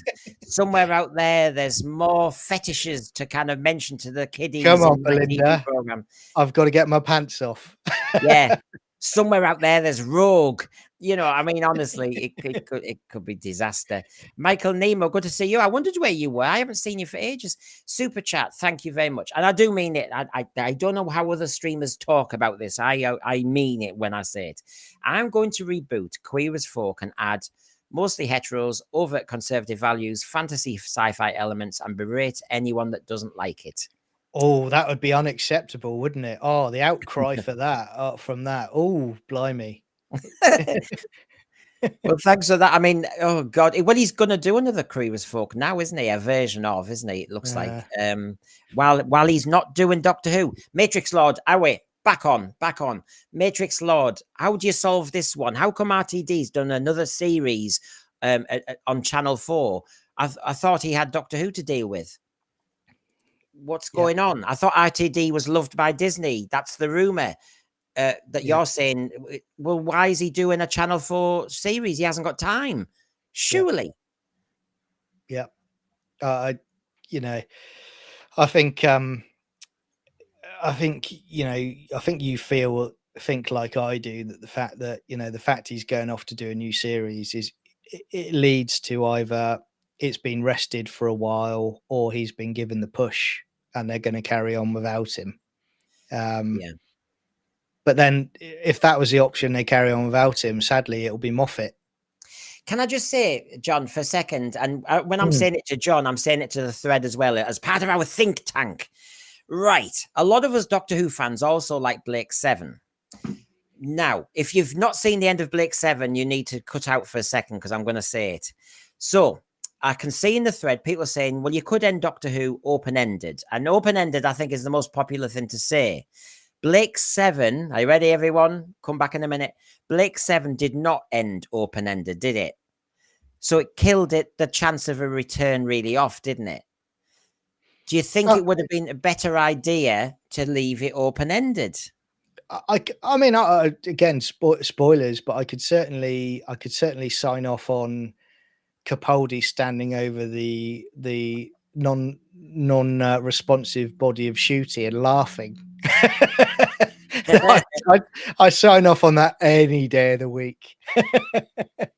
I what never. Are you doing? You're a fake. I'm the real Doctor. Go on, clear off.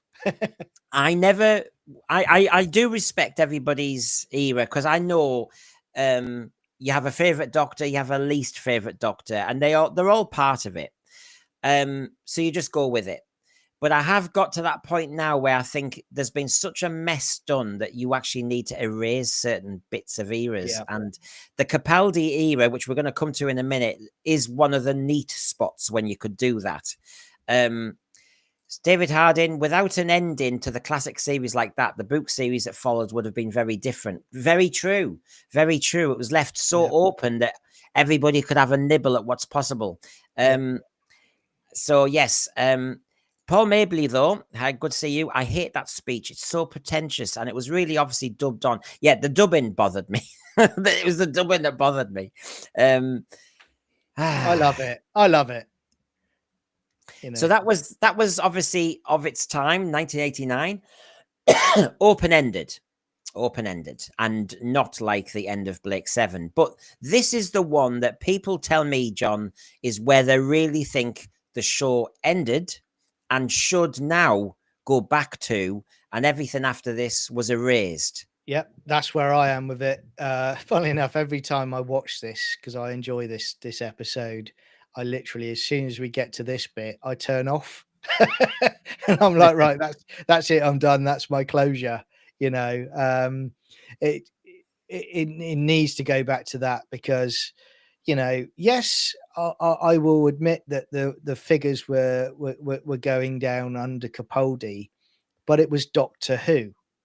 It was Doctor Who, you know, that it had that feel of Doctor Who about it. But then after that, although they put monsters in it, that was the road to diversity. You know, that's what they were focusing on front and center. And you know, this this was, you know, again, I'm I'm biased, but I adore Capaldi anyway. I think he was a fantastic Doctor. I really do. Well, just before we move on, John, I mean, well, look, I'll bring these 2 points in first, then I'll make my point because there's a lot going on and I've got Yeah. an old brain. Yeah. Remember, You and me everybody, both. thank you. You're on fire tonight. And this is exactly what I wanted to do with the think tank. You're making it work. If you weren't helping us, then the think tank tanks. So really, thank you, everybody. My spider pal says, I said it decades ago before the reboot. The BBC should release the copyright and let anyone make whatever Doctor Who they want. You know, put it out to tender without Mm. affecting the original canon. BBC could still make their own. Right. So there's one version. Anthony Green, Sylvester, and Sophie earned that ending. Ncuti and Verada, no. A George 100%. for me, and hope for something better in a few years' time. Anthony Green, you know you wrote to me. I've written back. We need to sort that out. I want to have that chat with you and see if you can come on. Yep. David Yep. Harding, Sylvester's Doctor was never my favourite Doctor, but ending the series with him and Ace heading off to their adventure, that sadly we would not get to see, just felt right. I tell you what, John, it was slightly better than, okay, I'll take you to, but Yeah. Yeah, exactly. okay, I'm going to vomit. Yeah. I mean, again, you know, I would start from here if it was going to end. Yeah, this in my mind already has got a black screen, you know, straight after it. And I think you couldn't do the Sylvan Sophie ending now, because that, as we joked about a few minutes ago, that would lead into them being on the covers of new articles. I think you would need a regen, and then you would, but not showing the new Doctor. It just fades as there's a regeneration going on. That's how I would do it, I think. Right. Don't worry. We are going to mention Capaldi. Don't worry. Big time. Wayne Yep. Parsons. And like I said, if you've just joined the Sense Sphere, and please give us a post and like and sub. Wayne Parsons, I'm still optimistic RTD is heading somewhere with this season. And good for you. I bloody hope so too. Whether or not it's good is another thing, but I do think there's something brewing. I would like to think so, and I will change my view. I would if he lands it. And that's not me saying it's not possible. I tell you what, if he lands it, I will be the first streamer to come on. I can eat humble pie. I've got no problem with it. I've had to do it for 30 years with kids in school. You know, you have to be honest with people. I like doing this streaming. I love chatting with all of you, but you've got to be truthful. If you if you actually go, do you know what? I've been criticizing RTD quite a lot, and he landed that. Then I will say so. And so I think well, I'm different to you is the fact that, you know, I always give things a chance, but from what I've seen, I don't see Ncuti as the Doctor at all. There's no characteristics of the Doctor in him. So every time I've tried to watch an episode with Ncuti Gatwa in it, it literally takes me out of the story. There are some stories I could probably watch if he wasn't in there and go, oh yeah, not too bad. But he's just an entertainment vacuum for me, unfortunately. yeah. Now I mentioned obviously this is an ending which we could go back to. Now there's two endings to Capaldi. I do understand that, but I think I've got it right that most of you preferred the original one, not when he's in the TARDIS doing a big speech because he's coming back and you know what I mean. Yeah. I John, for what it's worth, I thought Stephen Moffat got this spot on. Sometimes I've liked some of the speeches when people regenerate. Sometimes they go on for too long. Sometimes David Tennant's goes on for weeks.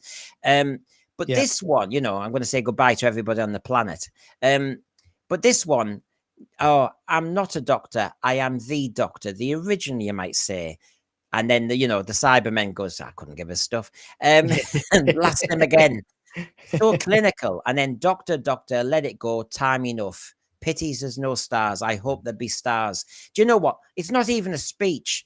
But I just think our hero, all those years, has fought everywhere. I almost feels I could do the Colin Baker speech from Trial of a Time Lord. But in the end, when he dies, it's alone, and there's not even any stars. There's not even a happy image at the end. And I thought, oh wow, the pathos there, Yeah. that's stunning. Yeah, it is. And you know, it was, like I say, that it is a good way to sort of bookend it, because you know it's this fantastic doctor that is doing a very doctor thing. He's basically making that ultimate sacrifice to try and stop them, isn't he? You know, and it is beautifully played by Capaldi. I mean, I've Ah, said to you before, when you talk about doctor moments, and even in this rubbish era, if you had Capaldi in it, even with a rubbish script, he would do something that would elevate it, because he's such a good actor. so And John, that's what we were lucky to get. So, John, on the thread, I'm going to say this now because this is the point about debating: is we ask the questions out there, and right, I know the context. He was really hurt at being shoved out of Doctor Who. I Mm. understand the context completely, but here's my question: they were happy to bring David Tennant back for the specials. If we were rebooting Doctor Who, and or this is the ending we're going to go back to, and then you bring him back. I mean, you eat humble pie. I'm happy to. You eat humble pie. You Yep, give him a brilliant deal. You publicly apologize for how you treated Peter Capaldi, and you try and get him back as he is now, an older doctor, and actually bring him back. absolutely. And again, it would work. It just needs a good writer to write for him, and you know he's going to just give you his A game every single time. Uh, you know, people say, and I agree. There's some not great episodes in the Capaldi era, but again, he's just so entertaining, engaging watching him do his bit as the doctor. He is the doctor 100%. And ever since he went, there's no doctor. The doctor is No. gone. And there's a lot of love for Capaldi in the thread, and I'm just trying to fit some of them in. Stephen Braddock, that bleak ending for Capaldi, and then he turns into Geordie. So unfair. The only saving grace for me with the doctor turning into Capaldi is, don't forget, it's actually the TARDIS that throws her out the doors. so, so I not mean, even the TARDIS wants her. now I'm just going to bring Get out. I'm just going to bring Michael Nemo in, but there's two endings to Capaldi. Which is Yeah. everybody's favorite? As in, what should be the finish? You know, those people who are saying it's 2017 and that's my cutoff point. Do you mean the one I've just shown you, which is the Mondasian Cybermen, and he's alone, and it's I think it's David Bradley for me, because I do like that you get that story with the first Doctor. There's a couple of comments that Bill makes to the first Doctor in it which I don't agree with, but I like the fact that, you know, they're what about this effectively both though? accepting their fate. Yeah, But what you then got this speech though. So basically, he goes from "there should have been stars" to suddenly a massive speech where he goes around the TARDIS and yeah, he's dusting. It looks as though he's dusting everywhere. It's like, oh, and there better be pairs, and there better, and it's like, what the hell? And then, do you know the bit, John? I just thought Stephen Moffat, stop making it a fairy tale. yeah, Children, the children can hear my name. It's like, oh my God, what is this?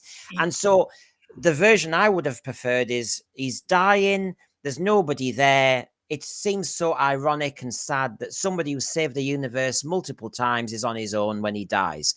But it is ever thus for everybody else, whoever has to face death. And then yeah. you get this version where it's word salad. It is. And am I right? I forget, but wasn't it?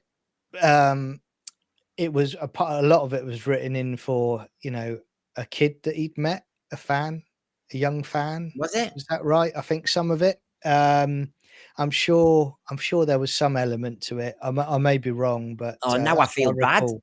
But he did add elements into that, and I agree. Yeah, it is word salad, but again, It Capaldi's saying it.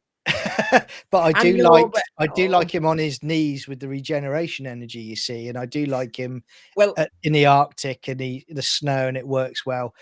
Fade to black, done. I'm I okay.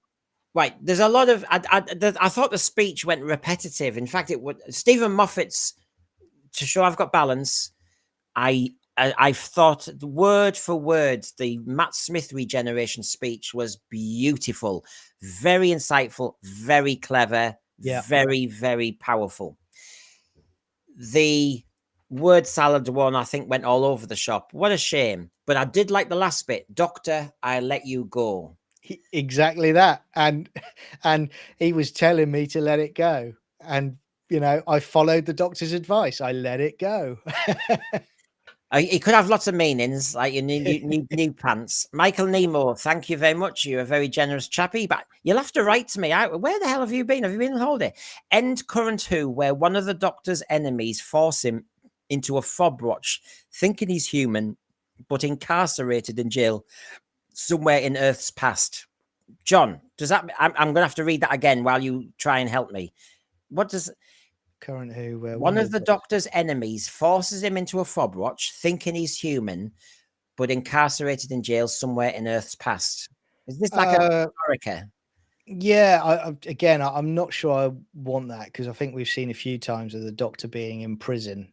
I think for me, if you're an intelligent writer, there are quick ways to do the retcon without even having to necessarily show it. I mean, one thing I can think off the top of my head is you could have the Doctor at the edge of sort of like a multiverse, on bordering the multiverse, and you've just got a ship with a screen on there, and it's basically reading everybody's lives, and it's basically got the list of the doctors, and it's showing a parallel list of doctors, and on that parallel list you've got Ncuti and Jodie Whittaker's doctors there, and then on his version it's showing him, this is my version, and it's got Capaldi and then this new doctor. That's his version. So you're effectively saying you were watching a multiverse section of it. There's little things you can do as a writer that you don't have to spend a fortune on, that you could do it very, very quickly. I remember when it came back in the 60th, we thought that the Timeless Children had been retconned, didn't we? Because of some throwaway line. So it just takes an intelligent writer, and we're back on track. Well, as people are saying, Stephen Braddock saying, I bet you Ncuti cries if he leaves at the end of this series. Well, oh yeah, he's certainly going to cry if he doesn't meet the Daleks, because he made a big point about that. But the other thing is, wouldn't it be more right? And now I'm going very serious. Wouldn't it be more impactful when he does go? Because the Ncuti Doctor will have to end, and if it is this year, if he doesn't cry, because that will mean a lot more. Yeah. I mean, again, I've said to you before, the trouble you've got and the way he's built Ncuti up now is Ncuti cries in every single episode. So when you get to that episode where there's going to be a regeneration and there could potentially be a tear, like Tennant did, oh, I don't want to go. You've diminished the size of those tears and that emotion because you've done it in every single story, But I will say the perfect thing for RTT to do in that regeneration is, we know he loves pop songs, so he just needs to play Justin Timberlake Cry Me a River while Shooty's crying for the regeneration. It just works perfectly, doesn't it? Well, I like the beginning of Cry Me a River. Dun, dun, dun, dun, dun. But he's twerking as he's regenerating. Oh God, don't mention that. And the other time when Doctor Who could have ended, because they hadn't appointed John Pertwee, was of course the War Games. And of course, can you imagine if the series had ended with the War Games, and it didn't go into colour, and John Pertwee wasn't given the job? I mean, I'm not going to do this on my final one, but basically, you'd have ended with him contorting his face and just going, is this some sort of joke? And then it's gone. Yeah. I mean, oh, that would have been a strange ending, wouldn't it? I mean, it's funny, if it ended there with that, I don't know if it would have come back, no. at that point. I think, where we're talking about the history of the show, you wouldn't have the Pertwee era, you wouldn't have the Tom Baker era to really, really strengthen the show and to show how iconic it is. I think you would have a problem where people would potentially be looking at Doctor Who as another one of those shows from the past that, oh, people remember, but that was too long ago. That would have been very strange, I that mean, regeneration, it's ending it open there. ended. It's Yeah, open ended, obviously deliberately, because they didn't know who the next actor was. So it's doing what a lot of us in the thread are saying, that it's just so. I know what you're saying, John. There were loads of good 60s series and they never brought them back, or they brought them back 2 decades later, with a different cast yeah. completely. Time had passed them by. Yeah. David Harding's up for this. Maybe a full. Now, what do you mean by a full reboot of the series? Starting off with the new. Oh, okay, I'm going to read it first. With the new First Doctor, with no connection to the previous series, is what's needed. I don't know how interested I am in a full reboot. I have mooted this as options.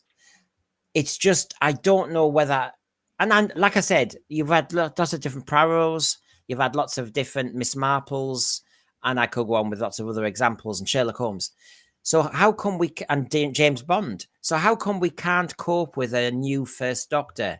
But my version, John, was we could maybe revisit old Doctor Who stories, well made, better made, maybe, just maybe. Everyone, don't kill me, but don't number the Doctor, because I think we leave William Hartnell as the First Doctor and just don't touch it. And don't you might have a Doctor in the future who looks, when I say similar, I don't mean do a David Bradley. I mean just do an older Doctor who's a bit cranky and irascible Yeah, sometimes. I don't agree with it. I don't agree that it should be a rebooted and a First Doctor, or going back and doing the classic stories, because, well, two things. Firstly, on the classic stories, I think you're talking about great writers who created great stories, and actors who played their parts to make those stories great. In the current era we've got, you'll have a hack writing a remake of that story, which will make it terrible. With regards to the Doctor, I want the Doctor to continue, but I want the retcon of Jodie Whittaker and Ncuti Gatwa. And I agree with you that you then go, right, you don't go, it's number 70 Doctor. You just go, it's the Doctor. That makes a lot more sense. And the reason I want Yeah, it to yeah. continue is I don't want these activists who have done so much to damage Doctor Who over the last few years to actually win and to destroy Doctor Who. I want it to basically be retconned and to say, you know what, Doctor Who is carrying on now with the Doctor as it should be. We've just retconned it, because that way you then say we're carrying on the legacy of all these fantastic actors, writers, and producers who've made Doctor Who since 1963. That's my hard line on it, really. Now, Sadako 24, and can I just thank everybody for sticking with us? This has been a hellishly good Thanks all. debate. It's been real great fun, and I'm in one part of the country, but I can't have a big pub where everybody meets up, and this is fantastic. Now, Sadako 24, I'll be honest. When you saw An Adventure in Time and Space, it does entice me to the idea of remaking the Hartnell era from scratch. And that's very honest of you, because I think I don't like debates when people kind of hide behind what do people think, and I don't have be open to criticism. We all respect William Hartnell. That's a given. Yep. We Well, respect him, and we some of don't. us do, but some productions don't. Yeah, but we do. I want to preserve him as the original Doctor. I think that really works. But I see what you're saying, Sadako, because I really did like that drama. I loved it. And when they showed you shots of them rehearsing with a Cyberman and all the rest of it, and I thought, do you know what? In color, with the money nowadays, oh my God. I mean, you saw the Monoptera and everything, didn't you? I thought, oh God, this could be fab. I don't think so. I'm still sticking to my hard line on it, mate. I think, the trouble you've got now as well is that, you would have to have, you'd have to have diversity castings. You'd have to have this, that, and the other in it, because, you've got to make it for a modern audience, which will just pollute what was a fantastic story. You need to forge forward with, Yeah. fresh minds and ideas to create future fantastic stories. And this era, we're not getting it. These people are the tank's on empty, clearly. Well, Julie Coonan, I agree you don't need numbered doctors. And actually, it's starting to get stupid. I said it's like them Mm. boats on the boating lake, It number is. 10, your time is up. It's like, I think as soon as the numbers, and when now we're in the teens, I think my theory is trying to buy in extra viewers. This is Doctor Numbers 22, and I think it's not a good entry point. I don't think it works. But if it's the Doctor, I think you go, oh, right, I'll buy into this. I think the idea that you've missed 21 series or something is like, nah, don't want it. And also, there's no such thing as a multi-doctor story. We just can't do it now. I just don't want to. I agree you don't need number doctors. When they come back together, they don't always know which doctor they are meeting. They crisscross time, and so the order doesn't always matter. as I've seen Lee say and everybody, yeah, keep going forward, please. Stephen Braddock, Yeah. Yes, Brendan, that set recreated for Marco Polo, but there'd be so many changes due to the, as John was saying there. Yeah. Yeah. Now, and of course, this proves our point. We saw the war games in color, and of course, people start playing with it. And we all know we had the War Chief Master and the reasoning. And this is exactly what John was saying there. What did Phil Collinson say, who was actually the executive producer for the War Games in Colour? In my head, the War Chief was always the master, and we've lent into that. We've got Murray Gold and Dudley Simpson's master themes under some of those big confrontations he has with Patrick Troughton. It's brilliant. Such brilliant Doctor Who. But when you imagine it's the Doctor and the master, it becomes even more epic. You end up investing so much more in that character. I mean, what a finale for the second Doctor. Blah, blah, blah. No. In your head, Phil Collinson, your head, not everybody else's head. And the fact is, it was a cheap gimmick for you to try and push in your own little personal thoughts on the matter. Again, that is I was saying a few minutes ago, that is a snapshot of what they would do with remaking classic Doctor Who.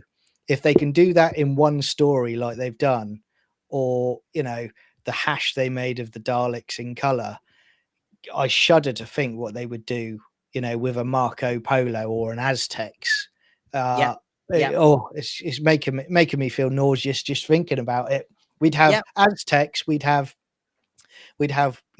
oh well, due to diversity, we've got to have an Albanian in the episode, we've got to have an Italian in the episode. Hang on, what about historical facts? No, we've got to have them in there. That's what they would do now. Yeah. And so the tinkering with the past is already getting done with these cheeky colorizations. They can't just leave it alone. Oh, but we're gifting you the Pertwee regeneration. But it wasn't in the classic. I can cope with that. I'm a big boy. I don't need to see everything. Why does everything nowadays have to be literal? What happened to imagination? When you read a book, you have to imagine the sets. You have to imagine where we are.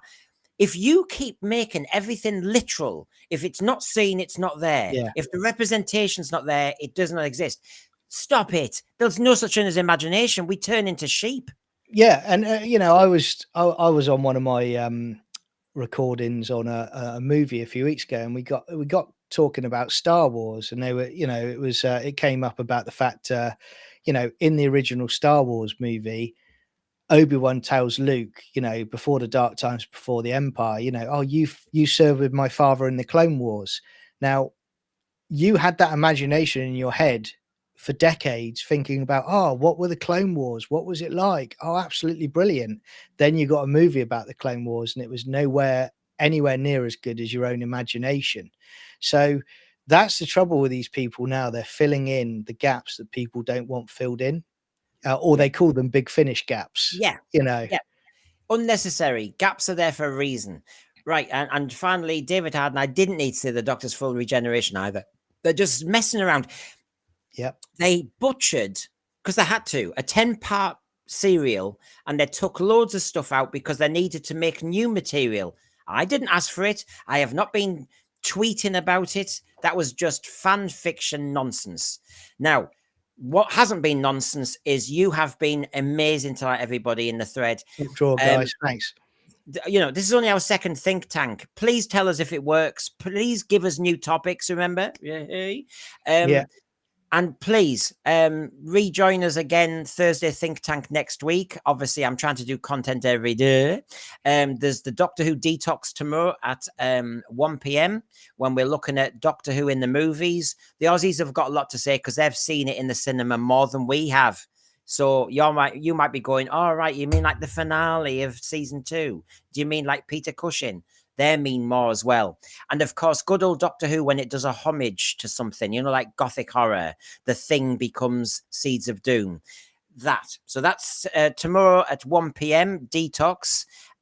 So please join us. And before we go, John obviously does Stargate watch-alongs on his channel Sci-Fi Chronicles 79. What are you up to, mate?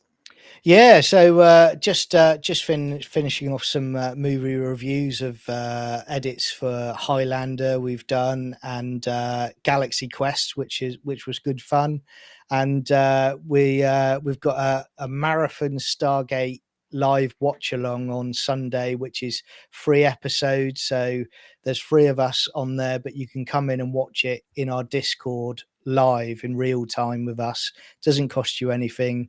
And it's literally a case of you'll just join us in the chat like here and we'll crack on with it. It's great fun. I'm sorry, John. I'm Joey. Look, dinosaurs. I've seen it.